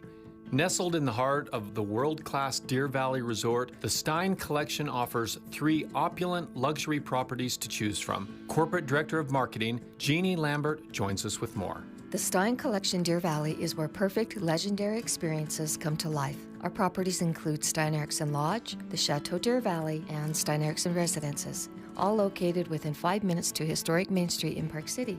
Each Stein Collection entity sets the standard for authentic hospitality and impeccable service. The collection's winning heritage and welcoming personality are the natural extensions of Olympic gold medalist Stein Eriksen, our founder and namesake. Year-round, guests are invited to escape into the very finest mountain getaways, where they enjoy the delights of gracious hospitality, relaxed luxury, and awe-inspiring views. So, join us this summer. It is absolutely the perfect time to experience Stein's. Same room as the winter, but at less than half the cost. On top of that, there are special local rates available. To book a stay, visit our website at steinlodge.com or call us at 866-996-0034. The Stein Collection is more than just a brand. It's a promise and commitment that these destinations will deliver perfect, legendary experiences every moment of every day. I'm Derek Miller with the Salt Lake Chamber, speaking on business. With the 3 things you need to know this hour, I'm Dan Bomas. First, firefighters making progress on a couple of wildfires in Utah. Second, a website that uses artificial intelligence to scrape content from other websites being sued for copyright infringement. Third, the preseason schedule for Utah's new NHL team includes 7 games, but only 1 here in Utah.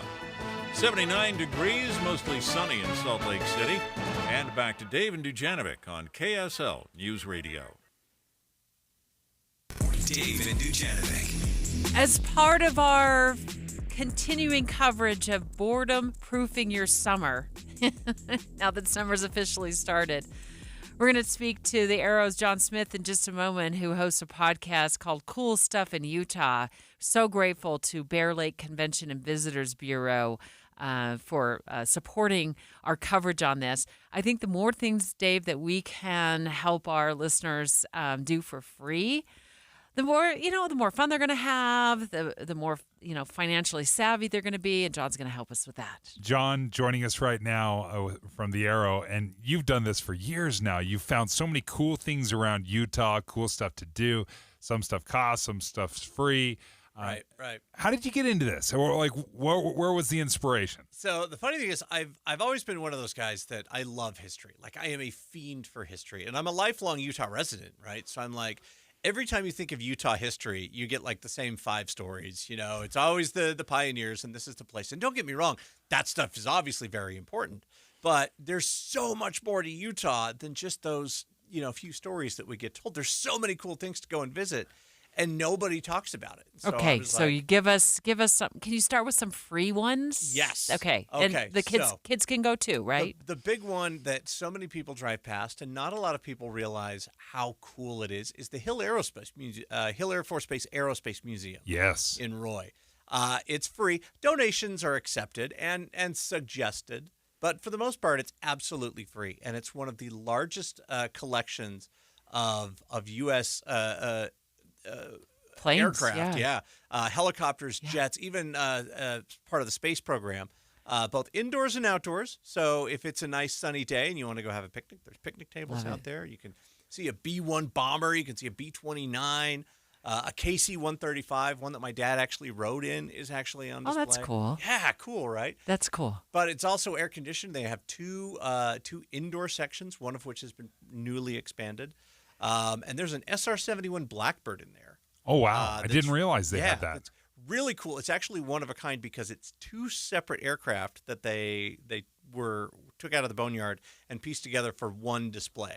Really? So that's the only one like it in the world. So that's a great day trip for the family. Absolutely. A full day trip. And you think it would take a good day to go through everything? Spend all day in there, absolutely. Now, you and I were recently at the West Fest parade together. We were running. It's just such a fun parade to be in. And you mentioned the Firefighter Museum. Yes. So talk about that. And is that free? So I'm a volunteer firefighter in Tooele County for North Tooele.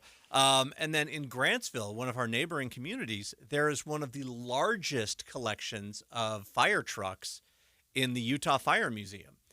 This one's only open weekends from 11 to 3, but you can contact them on their website. I don't have that handy, but you can just Google it, and they'll open it for you, or they'll let you bring a group out. It's really, really cool. You have over 100 fire trucks on display dating all the way back to 1901. Is there anything that stands out to you when you're looking at the fire trucks of how things are done today? You're like, holy cow, that was such a bad way to do it. I try to imagine because we run on pretty modern equipment, anything 20 years and newer, and I'm walking through there and I'm trying to imagine myself either driving or even riding in. I think they used to push them. Like, oh my gosh, yeah, they used to push them back, more than a century ago. I know this because my grandmother used to talk about it. How they would get out and the volunteer firefighters would push the fire truck, air quotes. That's how they'd get it there. Mm-hmm. One thing I learned while I was there, little sidebar for you, a little ADHD moment.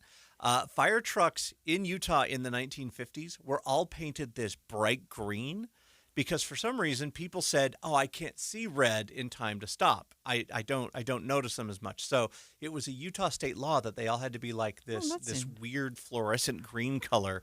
So for like 4 years, they were all that color, and some of them. I think Murray still uses a yellow fire truck. Yeah. We're speaking live right now to 103.5 The Arrow's John Smith about cool stuff in Utah. You can catch his videos and his podcast on YouTube. And also thanks to the support of Bear Lake Convention and Visitors Bureau, who helps us bring you these really cool things that are low cost. And John's come armed with other suggestions. So what's you got next? So the other one is it's a little bit of a drive out to Utah County. If you want to go see Camp Floyd. Have you guys ever been out there? This is a really cool place. No. Again, I think it's like a $3 donation or something like that to go in. In 1859, right before the Civil War, 1/3 of the U.S. Army was camped out in this one spot, ready to fight the Mormon settlers, the Utah War, which never happened. Yeah. And so you literally had 1,500 Army troops just stationed here, just wanting to do something. Yeah. And then the Civil War breaks out, and half of them go to the north, half of them go to the south, and the camp was completely abandoned. And then, in the 1960s, people started digging it up and turned it into a state park. So you can go out there and you can see a lot of the stuff that they found in farm fields, and you can see some of the remnants of the fort. They've recreated a lot of stuff. There's great activities for the kids. And they reenact stuff out there for you as well. So you can go out there and see some people in some realistic uniforms and muskets and everything. It's a lot of There's fun. reenactments? Oh, all the time. I had no idea. Exactly, right? So you go out there and you get to see what the world was like here in Utah in 1859 when we were, a new state. What's the best way if people want to watch some of your great videos that you've put together? How do they get to them? So on KSL News Radio, you guys have your app. You can find them there. You can just Google cool stuff in Utah. Look it up on YouTube. You'll find it on KSL TV. You'll find it on the Arrow, on FM 100. So we try to put it as many places as we can for you. John, that's fantastic. John Smith with the Arrow 103.5. And we want to give a big thank you to Bear Lake Convention and Visitors Bureau. You can enjoy Utah's Caleb Austin live June 22nd at Lake Town Rodeo Arena in Bear Lake. John, promise us you'll come back with more cool stuff in Utah, because I know the list is even longer. Anytime, yeah. All right. And you can also hear John on the Arrow every morning. Thanks so much, John. Always love talking to you. Straight ahead, Amy Kobabe is up next with information about Utah landing a $20 million federal grant to help with the public transportation system. Oh, I want to know where they're going to spend that money. Amy's up next.